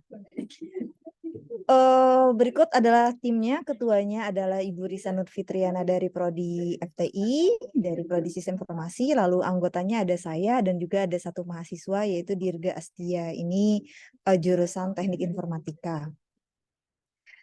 Nah, sebetulnya Bapak Ibu untuk hibah tahun ini kami membentuk 2 tim dan juga 2 judul dengan tim yang sama, hanya saja memang rezekinya hanya di SSC 1 ya, yang sekarang sedang dijalankan. Mungkin ada sebagai gambaran juga untuk Bapak Ibu bahwa perbedaannya kenapa ya yang diterimanya hanya 1, padahal mungkin dari segi pemaparan proposal juga mungkin mirip-mirip konsepnya. Nah, untuk judul yang kami ajukan itu yang pertama ada mengangkat tema keagamaan ya. Lalu yang keduanya lebih ke medis, yaitu klasifikasi penyakit kulit pada kucing, atau ranahnya sih di image processing atau di computer vision. Sedangkan judul yang diterima itu bidangnya adalah text mining dengan judul yang kami ajukan saat itu adalah klasifikasi kitab Bulughul Maram, kategori larangan, anjuran, dan perintah menggunakan metode extreme learning machine dan word embedding fast text. Nah, untuk latar belakang sendiri dari penelitian ini mungkin nanti bisa menjadi referensi untuk Bapak Ibu dalam merancang penelitian di next hibah. Untuk judul yang kami ambil tentang Kitab Bulughul Maram, ini latar belakangnya yang pertama, klasifikasi hadis berdasarkan kategori dibutuhkan untuk mempermudah umat Islam dalam pencarian hadis. Lalu klasifikasi dilakukan dengan bidang text mining dan juga algoritma extreme learning machine untuk klasifikasinya dan fast text untuk pembobotan teksnya dan juga dirancang nantinya menggunakan bahasa pemrograman Python. Nah, untuk sumber data sendiri kami mengambil dari Kitab Bulughul Maram yang sudah berbentuk digital sebanyak 7.008 matan hadis atau terjemahan hadis yang berbahasa Indonesia. Seperti itu. Jadi kami mengangkat tema tentang hadis ya, pembukuan hadis atau kategori hadis. Nah, untuk dana yang kami usulkan atau kami ajukan itu ada di angka 19.930.000 karena maksimalnya di 20 juta dan alhamdulillah yang di approve-nya atau yang di ACC-nya adalah 18.400.000 rupiah. Alhamdulillah. Dan untuk luaran yang kami janjikan di awal adalah luaran wajib saja di Sinta 1 sampai Sinta 6. Dan alhamdulillah luaran yang telah dicapai oleh tim kami ada masuk di Sinta 2, di jurnal online informatika di UIN Sunan Gunung Jati Bandung, serta ada luaran tambahannya juga yang kami lakukan yaitu untuk HKI-nya. Nah, sebagai gambaran juga untuk proses hibah PDP yang telah kami lewati, yang pertama mungkin sekitaran bulan April ya pengajuan proposal, lalu sempat juga direvisi oleh pemateri ya Prof siapa waktu itu ya Bu Sari ya. Lalu ada sedikit revisi dari 2 proposal tersebut. Setelah itu diterima alhamdulillah. Setelah diterima pun juga kami melakukan revisi atau perbaikan mulai dari dana, karena yang kami ajukan 19.930.000, tapi di approve-nya adalah 18.400.000, sehingga ketika di approve atau diterima kami harus melakukan perbaikan atau penyesuaian lagi dari RAB atau dari dana sesuai dengan panduannya. Lalu selanjutnya kami melakukan penelitiannya, proses pengumpulan data, analisis, dan pelaksanaan penelitian. Setelah itu dilakukan monitoring dan evaluasi kemajuan waktu itu dengan Profesor Briza Riana. Pada saat Monef itu mungkin yang ditanyakan oleh Prof. Briza itu adalah apa yang sudah dilakukan penelitian, lalu apakah luaran yang dijanjikan itu sudah sesuai, lalu progres penelitiannya seperti apa, hasil penelitiannya seperti apa, serta mungkin kebanyakan kemarin itu Prof. Diza memberikan saran bagi penelitian masa depan. Jadi disarankan untuk melanjutkan penelitian ini dan mungkin nanti diajukan lagi untuk skema-skema hibah lanjutan seperti itu. Lalu setelah Monef, kami melakukan saat ini sedang melakukan laporan akhir. Untuk laporan akhirnya itu terdiri dari dokumen laporan akhir dengan sesuai template yang diberikan di Bima. Lalu juga kami membuat video yang berdurasi 5 menit dengan menjelaskan latar belakang, tujuan, serta penelitian yang dilakukan seperti apa, lalu mengupload juga PPT dan juga memberikan rincian dana 100% yang telah digunakan. Itu diupload semuanya di Bima dengan batas waktu tertentu. Selanjutnya saya akan share faktor penghambat, karena penelitian saya nggak mulus-mulus juga ya, banyak penghambatnya. Yang pertama, memang kami ini pengen bukan coba-coba ya, kita ini percaya diri bahwa mungkin penelitian kami bisa publish di Sinta 2, dan kami mencoba mencoba submit di JPIN sejak Agustus, tetapi tidak ada kabar sampai di bulan Oktober. Karena kami khawatir, lalu saya konfirmasi di bulan Oktober kepada editornya ya, kepada pihak jurnalnya, katanya masih waiting list, dan juga sudah ada sekitaran 100 orang lagi. Masih ada 100 orang lagi sebelum penelitian kami gitu. Alhasil di situ kami langsung cari plan B, mencari jurnal lain yang terindeks Sinta 2. Alhamdulillah waktu itu disarankan oleh Pak Rizky, terima kasih, ke jurnal online informatika di UIN Sunan Gunung Jati. Dan alhamdulillahnya pada November atau Oktober kami submit, mulai revisi, banyak sekali revisinya, ada sekitaran 5 kali revisi karena jurnalnya tersebut harus berbahasa Inggris. Ada sekitar 5 kali revisi, baru mungkin sekitar 2 minggu kemudian baru ada keterangan di approve, dan seminggu kemudian lalu terbitlah LOA-nya. Itu mungkin faktor penghambat yang pertama. Yang kedua juga mungkin dari pengumpulan dataset, karena dataset yang diambil itu kan sebetulnya masih belum terklasifikasi atau belum ada label-labelnya. Sekitar 7.008 hadis kami ambil dari hadis yang sudah berbentuk digital, yaitu database SQL. Lalu di situ dilakukan pelabelan dataset dengan 3 ahli hadis atau ustadz lah ya, yang memang sudah lama di bidang hadis, tafsir, serta bidang-bidang terkait. Masih ada terdapat beberapa perbedaan pendapat dari 3 ustadz tersebut, seperti satu ustadz yang yang berpikir bahwa ini adalah hadis dengan kelas tertentu, tapi ada pendapat lain juga seperti itu. Dan juga ada terdapat imbalance class, jadi ada ketidaksetaraan, terlalu jomplang gitu ya untuk jumlah dari kelasnya, di mana ada salah satu kelas yang jumlah datanya sangat banyak dibandingkan dengan 2 kelas lain seperti itu. Ya, mungkin itu saja sepertinya yang dapat saya sampaikan. Terima kasih atas waktunya Bu Sari dan Bapak Ibu sekalian.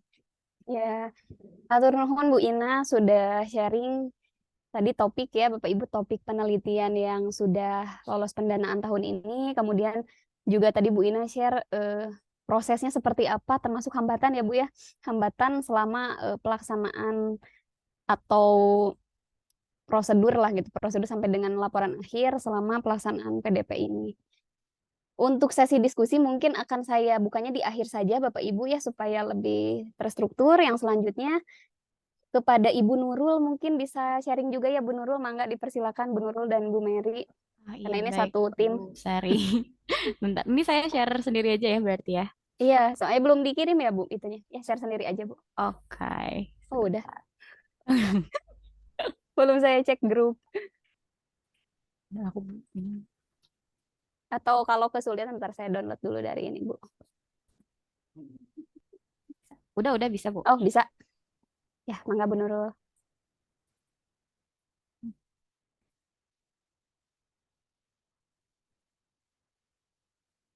Sudah muncul Ibu Bapak. Sudah Bu, mungkin bisa di slideshow ya Bu ya, biar lebih jelas lagi. Nah, Bu Sari izin ini saya gabungin sama yang Bu Mary ya. Jadi tapi nanti yang Boleh ngejelasin Ibu, bareng. boleh. Baik. Mangga. Bismillahirrahmanirrahim. Assalamualaikum warahmatullahi wabarakatuh. Nah, Waalaikumsalam selamat warahmatullahi pagi wabarakatuh. Ibu Bapak dosen semua dan yang saya hormati Bapak Wiseto. Di sini mungkin kita sharing aja mungkin ya tadi mungkin udah agak banyak dijelaskan oleh Bu Sari sebetulnya cuman ini lebih ke review seperti apa penelitian saya. Nah, kebetulan di sini penelitian hibah PDP yang saya terima alhamdulillah ini waktu itu saya ngajuin dua judul ya. Yang satu penelitian Bu Mary, tapi itu asistennya penelitian kedua peneliti keduanya saya dan ada penelitian saya dan kebetulan peneliti keduanya Bu Mary gitu ya. Jadi kita tukeran nama di peneliti satu dan dua dan alhamdulillah dua-duanya lolos ternyata judulnya gitu ya. Nah, di sini mungkin saya jelasin dulu yang saya ya Ibu Bapak.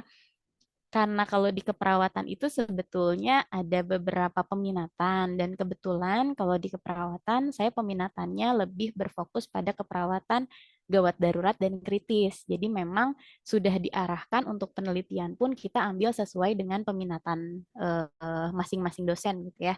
Nah, jadi kalau dari penelitian saya ini judulnya efektivitas metode tabletop exercise ini berbasis community health nursing terhadap disaster preparedness pada siswa sekolah dasar. Jadi sebetulnya topik penelitian ini berfokusnya pada manajemen bencana.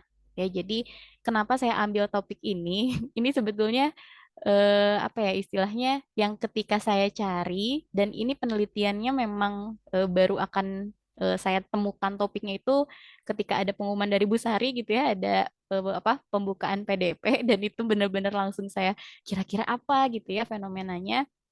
Dan mungkin dari panduan Ibu Bapak, jadi ada sedikit tips juga nih di panduan itu di bawah tuh ada referensi topik yang memang lagi dibutuhkan saat ini gitu ya. Kalau kemarin di 2023 saya lihat bahwa yang sesuai dengan peminatan saya itu yang memang lagi hits istilahnya lagi memang direkomendasikan gitu ya untuk PDP 2023 itu ada ke manajemen bencana gitu ya. Dan manajemen bencana kalau dari segi keperawatan itu sesuai dengan peminatan saya yang memang ke arah gawat darurat gitu ya, di mana di gawat darurat itu berfokus juga ke manajemen bencana. Jadi itu mungkin salah satu tips juga ya, tapi memang nggak tahu rezeki aja ya kebetulan gitu bisa masuk.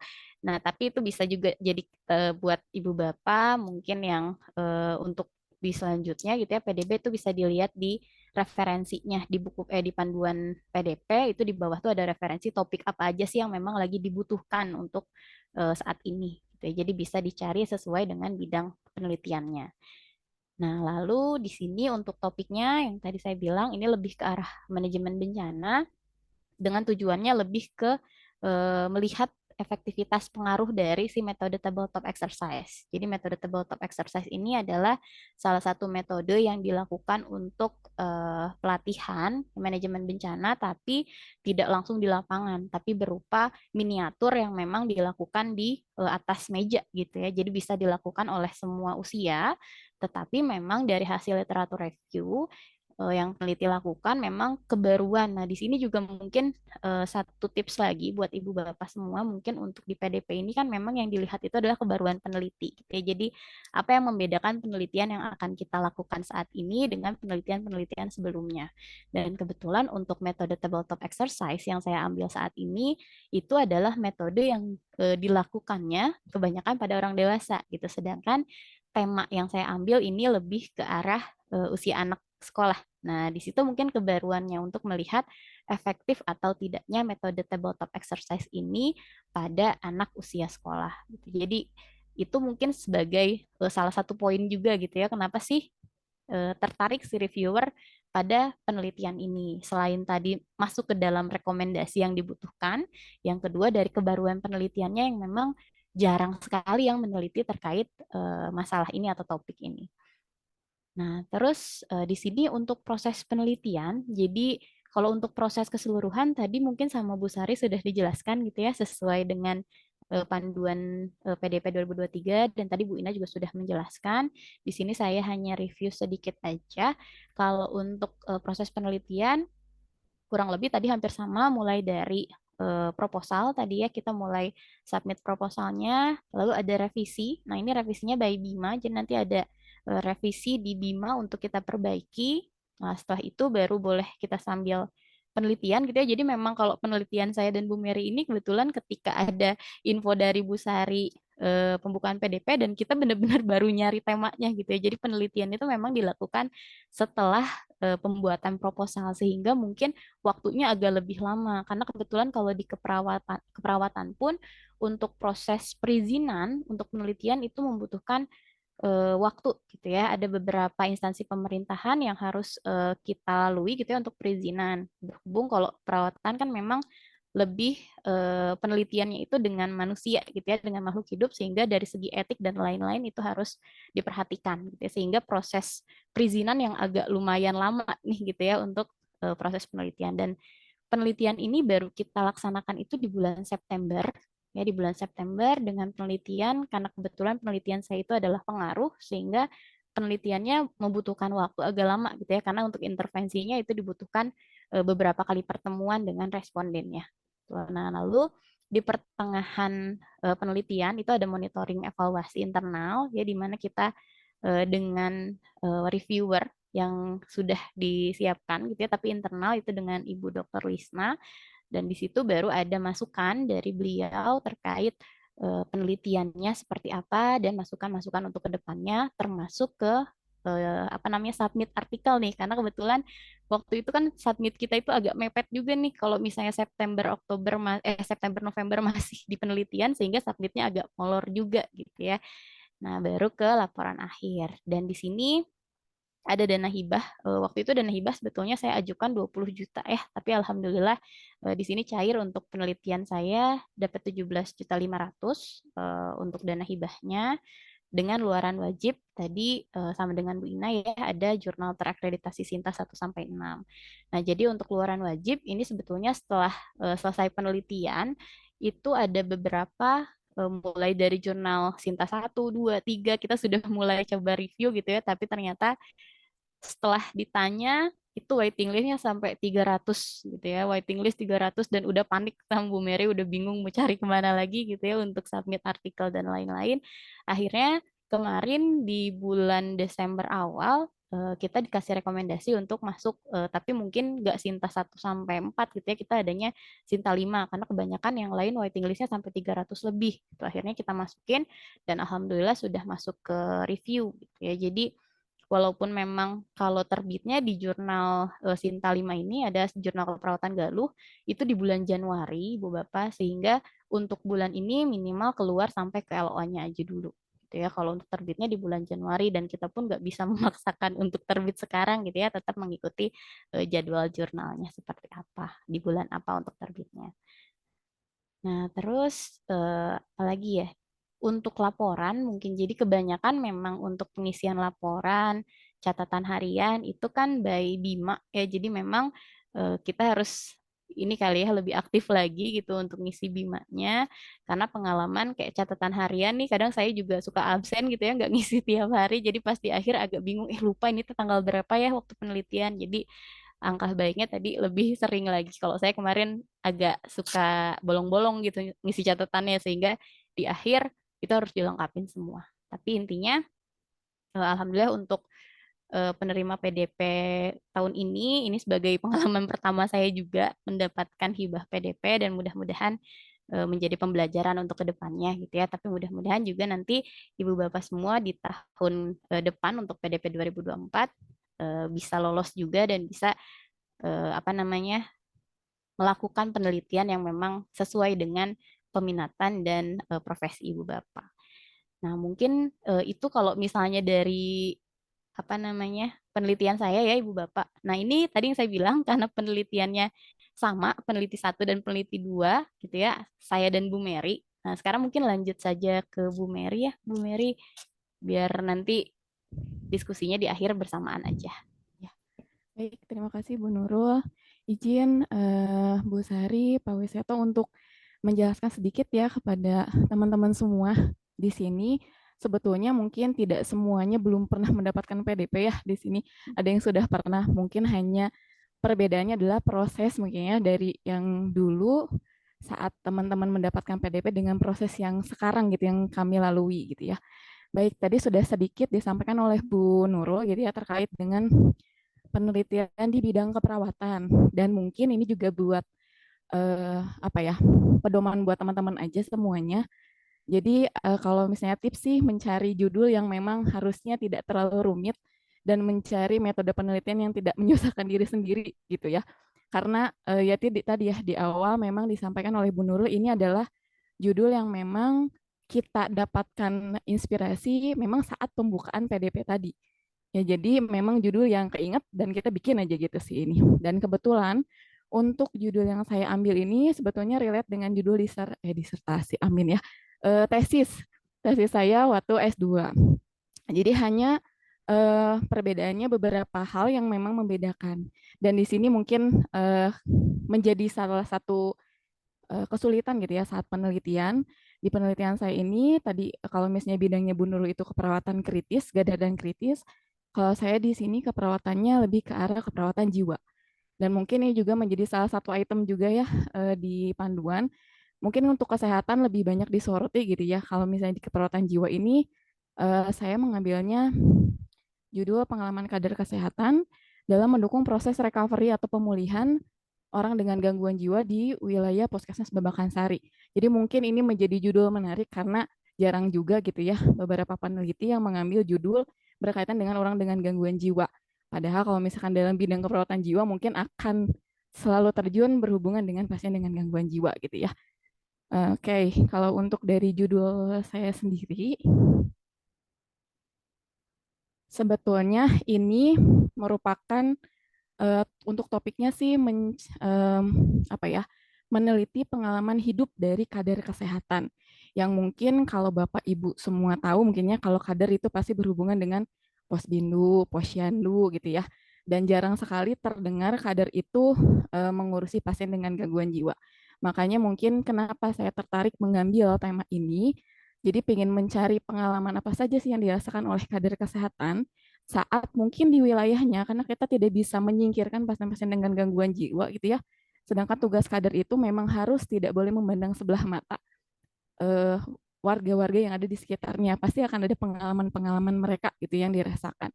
Nah, dari situ mungkin untuk penelitian-penelitian selanjutnya akan ditarik ya apa hal yang didapat dari pengalaman atau penelitian awal ini sehingga nanti akan dilanjutkan dengan penelitian-penelitian selanjutnya. Lalu di sini untuk tujuannya mengeksplorasi dan mendeskripsikan pengalaman kader itu sendiri. Jadi memang tidak khusus mengkaji pada kader kesehatan jiwa karena tidak semua puskesmas itu sudah memiliki program kesehatan jiwa. Tapi kebetulan tempat penelitian yang saya ambil ini selain memang jadi wilayah yang jumlah kasus gangguan jiwanya itu terbesar di Kota Bandung, itu juga memang mereka sudah punya program kesehatan jiwa. Jadi seharusnya program itu sudah jalan. Dan memang seharusnya sih masalah dan pengalamannya itu akan lebih banyak gitu ya didapatkan dari setiap kader.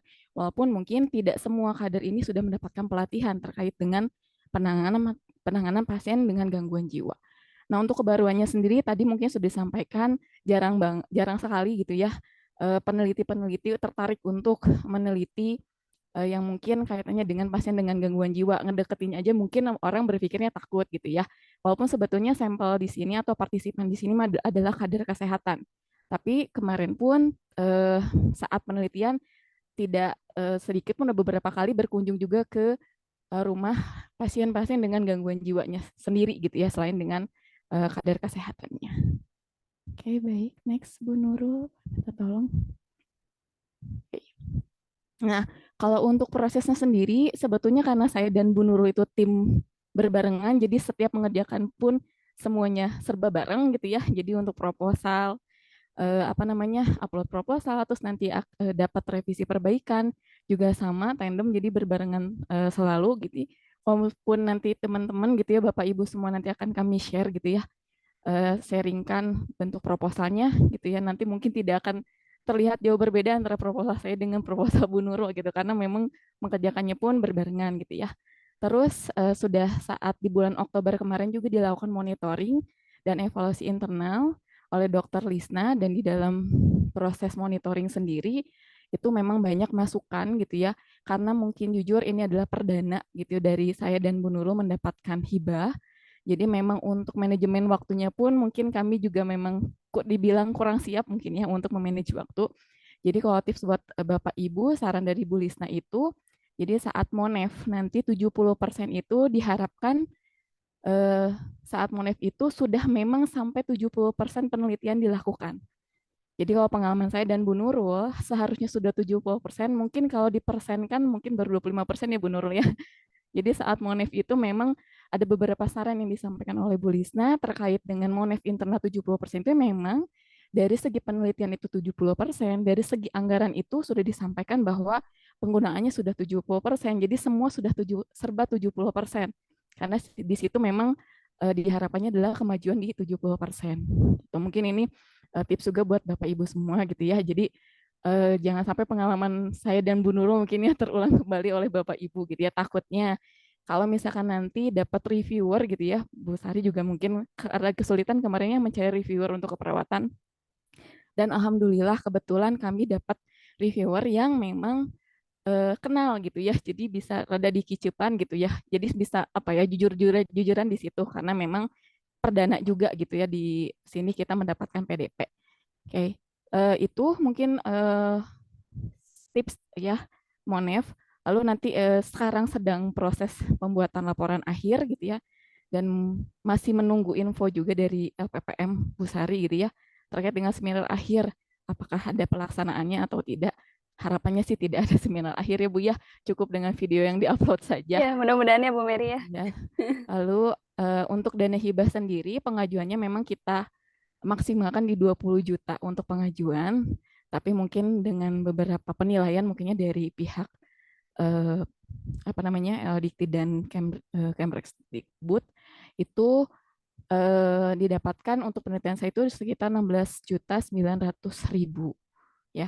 Dan untuk keluaran wajibnya sekarang ceritanya masih sama dengan cerita Bu Nurul, jadi masih dalam proses review ya, karena memang Ari kepingin mah gitu ya Bapak Ibu. Sebetulnya kalau saat menyampaikan di Monef 70% gitu kami menyampaikan bahwa akan memasukkan ke Sinta 2 atau di Sinta 4 di UPI dan di Aisyah. Saat disonding ke sana ternyata luar biasa waiting list-nya ya. Sekarang bukan restoran aja yang waiting list, ternyata di jurnal-jurnal juga waiting list-nya luar biasa panjang gitu ya. Dan mungkin akan memakan waktu yang banyak. Jadi kemarin sempat mencari-cari, didapatkanlah jurnal Universitas Galuh dengan Sinta 5, dan prosesnya mudah-mudahan masih kami tetap follow up ke jurnalnya, ke pihak jurnalnya untuk minimal bisa mendapatkan LA sebelum penutupan laporan akhir. Itu.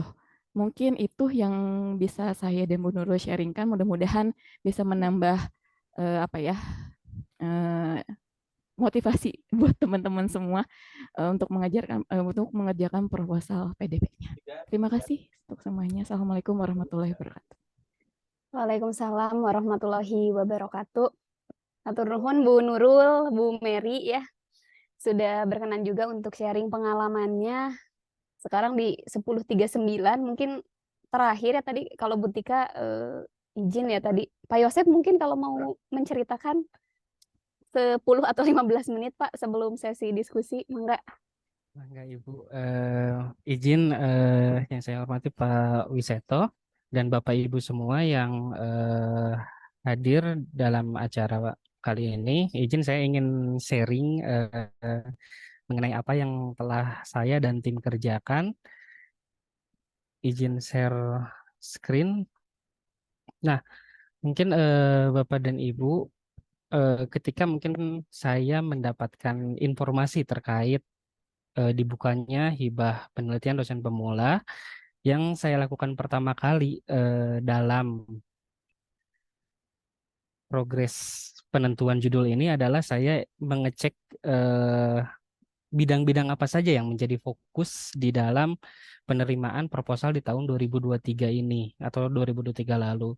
Nah, salah satunya ada di pariwisata. Nah, apa yang saya lakukan kemudian adalah saya mengecek kira-kira program-program apa yang sedang digalakan oleh Kemenparekraf selaku induk dari kegiatan pariwisata itu, gitu.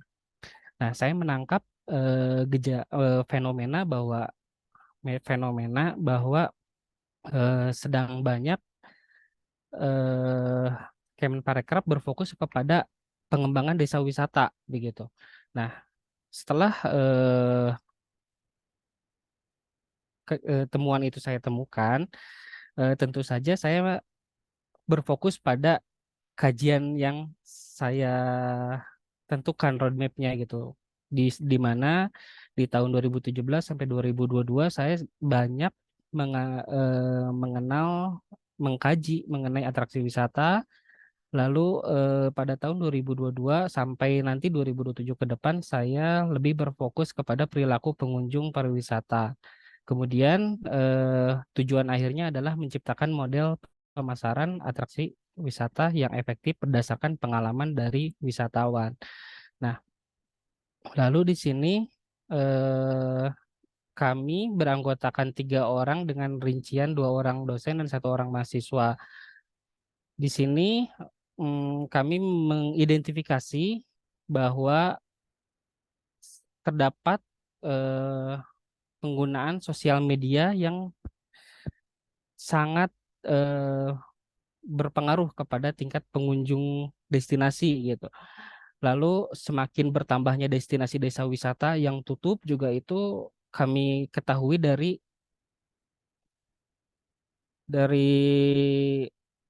kajian atau misalkan dari media berita online yang saya dapatkan mengenai desa wisata gitu. Jadi desa wisata itu banyak yang tutup gitu. Lalu tidak berjalan dengan baik, 1 tahun berjalan kemudian tutup. Nah, kemudian di situ ada kesenjangan di mana Kemenparekraf sedang gencar-gencarnya membangun desa wisata, namun yang terjadi di lapangan saya melihat ternyata banyak juga nih yang tutup gitu. Lalu terbentuk pendapat bahwa tempat wisata viral adalah suatu keberhasilan gitu. Namun temuan di lapangan tidak sedikit pengunjung yang datang ke destinasi bukan dikarenakan ia butuh untuk menikmati aktivitas wisata, namun justru dikarenakan rasa keinginan untuk menjadi ikut dari keviralan destinasi tersebut. Dan setelah masa viral di media sosial hilang, jumlah pengunjung ke destinasi pun turun dengan sendirinya gitu. Nah, itulah yang mendasari kami untuk ini kenapa ya kira-kira trennya seperti ini gitu. Ada beberapa case contoh beberapa desa di Bantul yang saya ambil sampelnya, lalu di beberapa desa di Kabupaten Bandung juga mengalami hal yang sama gitu. Jadi mereka itu signifikan naik, namun kemudian jumlah pengunjungnya itu turun gitu. Nah, kami mengidentifikasi bahwa mungkin gitu. Di literatur ternyata temuan kami ada literatur yang berbicara mengenai pengunjung semu ini, di mana pengunjung semu ini menitik beratkan pada kebutuhan-kebutuhan palsu, di mana kebutuhan tersebut muncul hanya dikarenakan untuk menunjukkan konsumerisme yang memiliki wujud berupa nilai-nilai yang didapat dalam hubungannya dengan relasi sosial. Jadi mereka itu berkunjung ke satu desa wisata atau yang lagi hype pada saat itu dikarenakan memang sedang viral-viralnya, itu sedang banyak diiklankan di sosial media gitu, sehingga mereka terpacu untuk datang. Tapi pada akhirnya setelah dia datang, ya udah, karena dia sudah pernah datang ke sana, ya apakah dia akan berkunjung kembali gitu kan, itu menjadi satu pertanyaan juga dari saya gitu, sehingga kami dan tim gitu mengambil judul pengunjung semu sebagai dampak dari promosi digital dan implikasinya terhadap minat berkunjung kembali. Studi kasusnya di desa wisata di Bandung Raya. Eh, Tujuannya di sini menelusuri gejala pengunjung semu.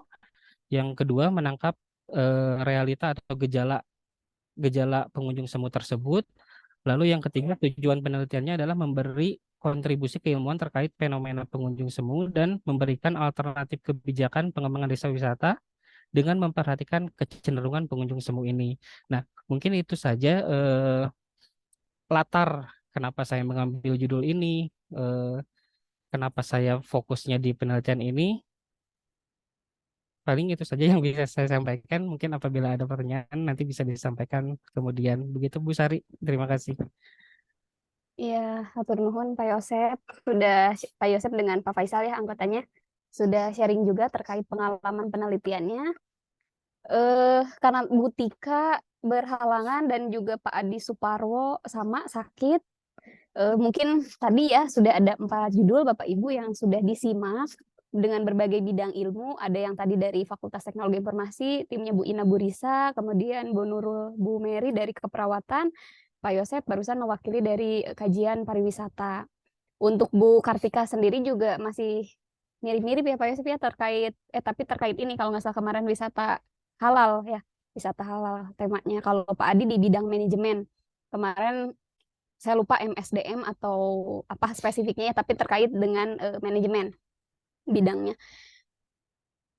Baik Bapak Ibu, mungkin karena hampir sudah semua di sini memaparkan tadi ya judul apa yang dapat pendanaan, kemudian tadi nominal dana yang di ACC-nya, prosesnya, hambatannya ya, luaran yang dijanjikan juga seperti apa. Kami buka sesi diskusi karena masih ada waktu sampai dengan 10.15 sesuai dengan agenda untuk Bapak Ibu bisa sharing atau bertanya gitu ya kepada khususnya mungkin Bapak Ibu penerima hibah tahun ini. Silakan Pak Iwan, mungkin ada yang mau ditanyakan Pak Iwan. Pak Wiseto, mangga Pak, barangkali ada yang mau mangga Pak Iwan. Izin Pak Wi. Ini apa ya, bukan tanggapan, pertanyaan sih sebetulnya ya, dari sejumlah penelitian yang lolos pada PDP ataupun apa tadi ya, dari Bu Ina dan semuanya begitu Pak Yosep terakhir. Ini yang saya ingin tanyakan sih sebetulnya dalam penelitian-penelitian PDP ini yang kemungkinan peluangnya untuk lolos itu sepertinya harus memiliki apa ya, dampak bagi masyarakat yang bisa digunakan langsung gitu ya, tidak berupa mungkin hasil pada kajian saja atau seperti apa gitu, karena ya mungkin agak apa ya, agak kesulitan untuk memilih tema apa untuk prodi DKP ini gitu agar bisa membuat sebuah penelitian yang skupnya itu bisa lebih masyarakat gitu. Itu barangkali Bu Sari pertanyaan saya. Atur nuhun Pak Iwan. Mungkin dari Bu Ina, dari Bu Mary ya, Bu Nurul, Pak Yosep barangkali ada ya, mungkin bidang kita memang beda ya Pak ya. Bapak di desain, Bapak Ibu yang tadi lolos di bidang yang lain, tapi Mungkin kalau dari saya sendiri dulu ya Pak ya, nanti sebelum ke yang lain. Sepertinya kalau untuk tadi apa harus bisa diimplementasikan sih tidak semua ya Pak Iwan ya, karena ini masih dari sisi TKT 1 sampai 3 Pak. Jadi kalau 1 sampai 3 itu masih berbentuk ya tadi konsep dasar gitu Pak. Beda dengan mungkin kalau yang pada lolos pendanaan contohnya di Kedai Reka itu kan atau di tadi skema yang penelitian pengembangan TKT 7 sampai dengan 9. Itu biasanya harus sudah sampai ke tahapnya tuh luarannya ya tadi ada produk, misalnya bisa dikomersilkan, barangkali ya sudah bisa rilis, dijual dan sebagainya. Itu yang jauh lebih bisa diterapkan. Tetapi kalau yang saya pahami sih untuk TKT 1 sampai 3 masih berbentuk konsep kayak gitu juga nggak masalah sebetulnya Pak. Cuman mungkin ya tadi kita harus bisa tahu aja ya tadi fokus risetnya apakah yang ditentuin RIRN atau yang 5 bidang yang tadi ya yang blue ekonomi, green, pariwisata itu yang bisa diambil mungkin dari sisi objeknya gitu Pak Iwan. Mungkin dari yang lain Bu Nurul, Bu Ina ada tambahan kira-kira pengalamannya, roadmap juga mungkin ya Bu Ina ya. Tadi udah disampaikan. Jadi rekam jejak kita penelitian sebelumnya juga ada hubungan nggak dengan yang sekarang diteliti? Barangkali itu juga dipertimbangkan dari reviewer. Mangga Bapak Ibu ada tambahan? Mungkin saya mau nambahin mungkin ya Bu Sari ya. Ya. Jadi setelah proposal yang saya dan tim ajukan itu ada komentar memang dari reviewer dari Bima ya kalau nggak salah itu kenapa mereka meng-approve atau menyetujui judul saya karena katanya itu terlihat apa ya seperti lanjutan dari penelitiannya itu nanti akan membuat apanya tuh kayak akan ada lagi jadi masih bisa dikembangkan karena contoh judul saya yang satu lagi yang memang tidak disetujui itu memang saya sajikan di dalam proposalnya itu untuk apa ya namanya Bu Sari kalau yang terus lanjutan di tahun berapanya itu Yang multi years ya. ya itu tuh memang tidak jelas gitu ya menurut saya sih memang saya akuin waktu bikin proposal pun juga yang deteksi penyakit kulit pada kucing itu lanjutan buat dikembangkannya itu kayak nggak terlalu maksimal gitu. Jadi untuk di judul yang ini yang di approve itu yang disetujui itu komentarnya adalah judulnya sangat bisa untuk nantinya dikembangkan lagi. Jadi waktu saya buat proposalnya pun yang disetujui ini memang untuk rencana tahun depan penelitiannya pun saya jelaskan nanti tahun depan rencananya akan dikembangkan seperti apa lagi, tahun depannya lagi akan dikembangkan seperti apa lagi, seperti itu sih Pak Iwan mungkin bisa menjadi inspirasi buat penelitian di bidang DKV ya karena kalau di bidang DKV juga saya kurang paham ya. Iya. Hatur Izin nuhun Bu juga Ina. Bu Sari untuk Mangga Pak menambahkan. Yosef. Pak Iwan, punten di sini saya menunjukkan TKT seni ya. Jadi karena PDP itu adalah TKT-nya hanya sampai 3. Jadi apa yang ada di proposal itu sudah meliputi TKT 1 dan TKT 2, Pak. Jadi untuk tujuannya itu mencari atau memecahkannya itu yang di TKT 3 gitu. Jadi TKT 3 itu udah dianggap selesai, maka di proposal harus sudah menampilkan TKT 1-nya dan juga TKT 2-nya. Ini untuk jenis seni. Paling itu aja Bu Sari yang mungkin bisa saya tambahkan. Iya, hatur nuhun Pak Yosef. Itu ada di panduan ya Pak ya.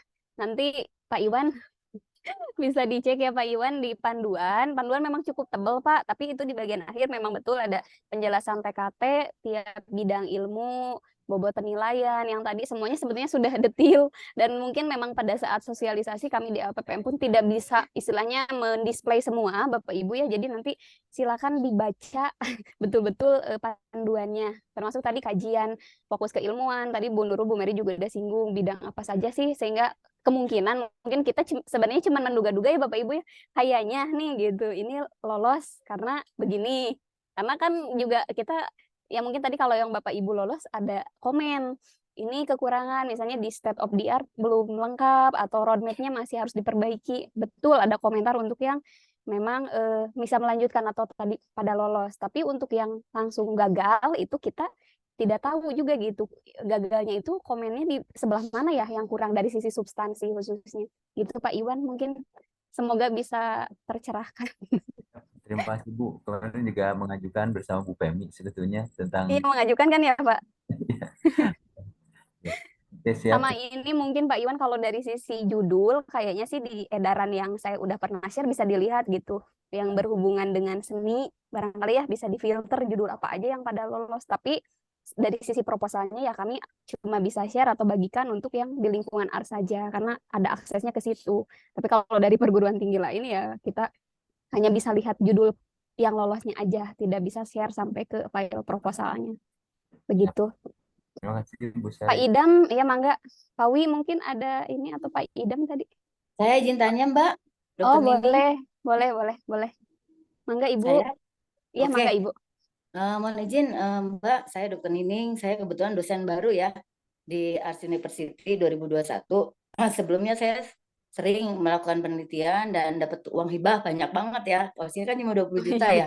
Betul, Bu. Kalau Masih saya dapat 20. 100 juta gitu ya. Tapi maksud saya yang ingin saya tanyakan, prosesnya seperti apa? Apakah sama dengan di Angkatan Laut atau dia punya jalur sendiri? Atau kalau saya kalau di Angkatan Laut biasanya diperintahkan, dokter ini Iya. maju untuk ini gitu.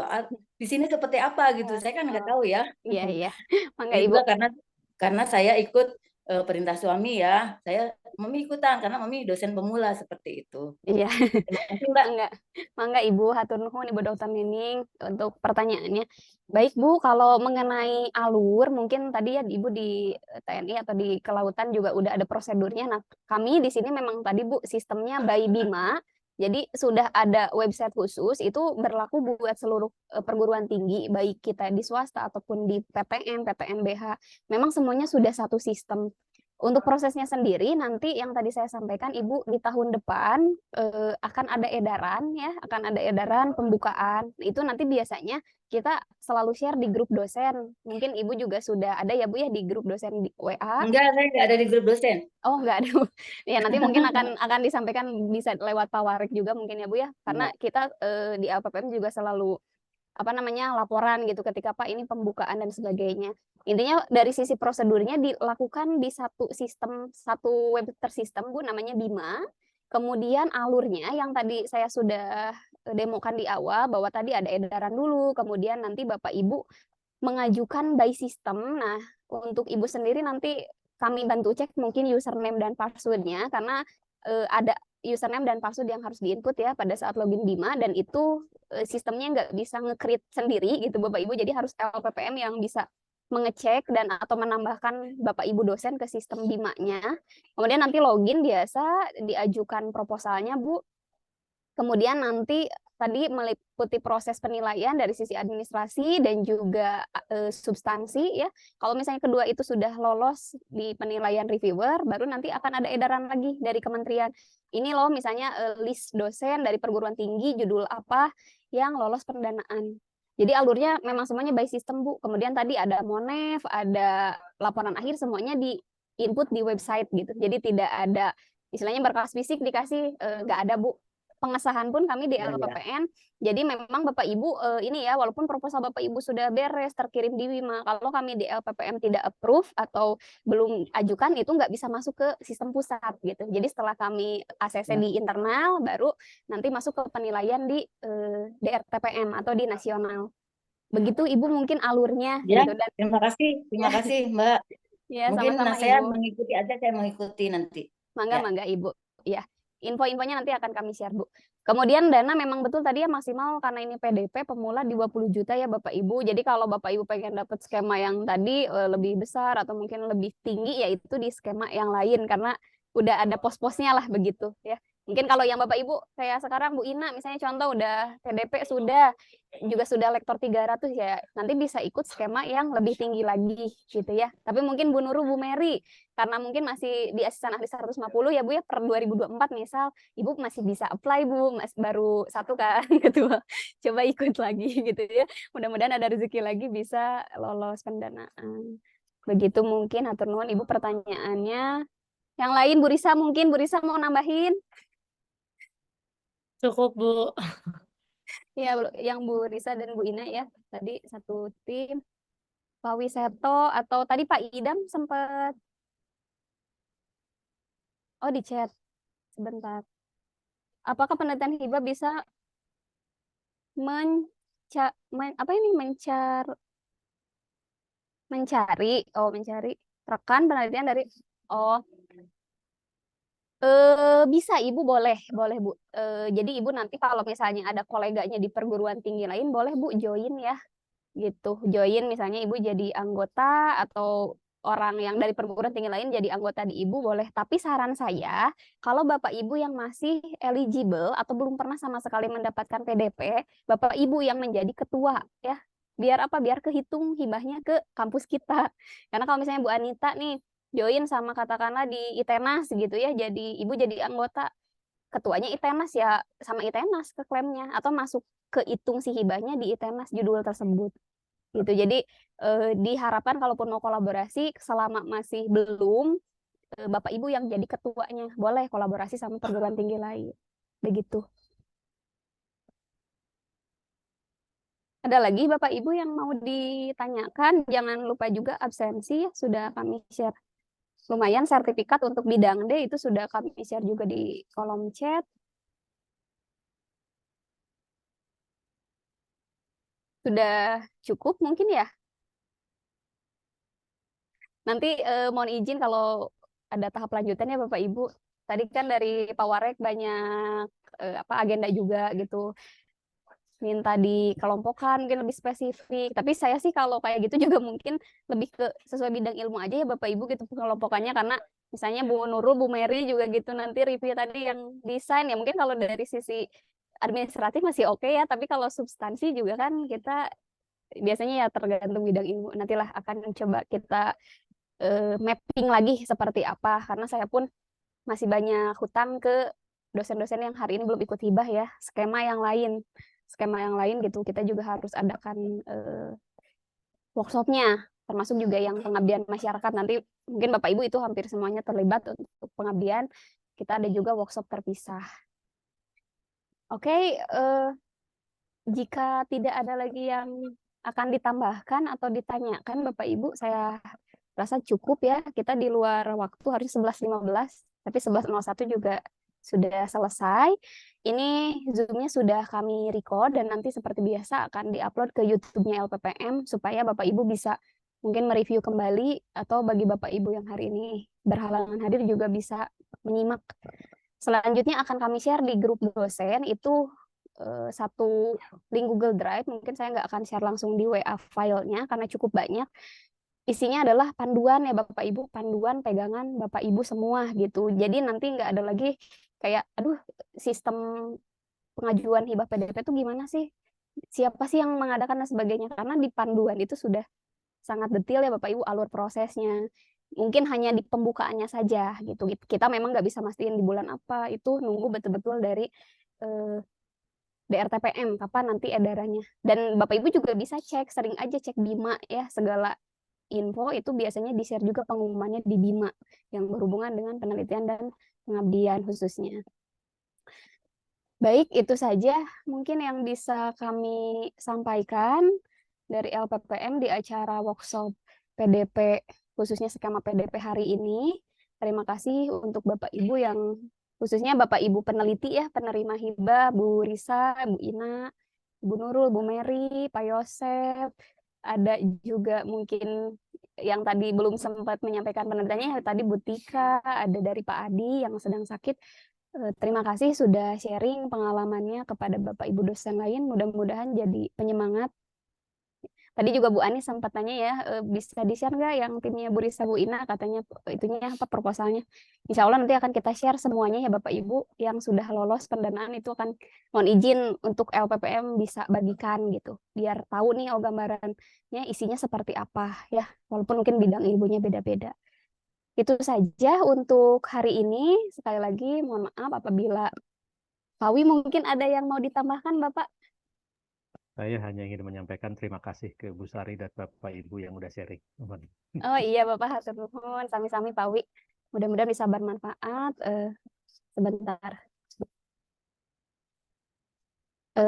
Terima kasih Bapak Ibu ya, jangan lupa sekali lagi tadi isi absensi lumayan penunjang bidang D sertifikat semester ini. Akhir kata, mohon maaf apabila selama pelaksanaan banyak hal-hal yang kurang berkenan. Kami tutup. Wassalamualaikum warahmatullahi wabarakatuh. Waalaikumsalam. Waalaikumsalam Mbak, warahmatullahi izin pamit ya. wabarakatuh. Ya. Terima Sami-sami Bapak kasih, Ibu. Bu. Ya. Turun Bapak Ibu semua.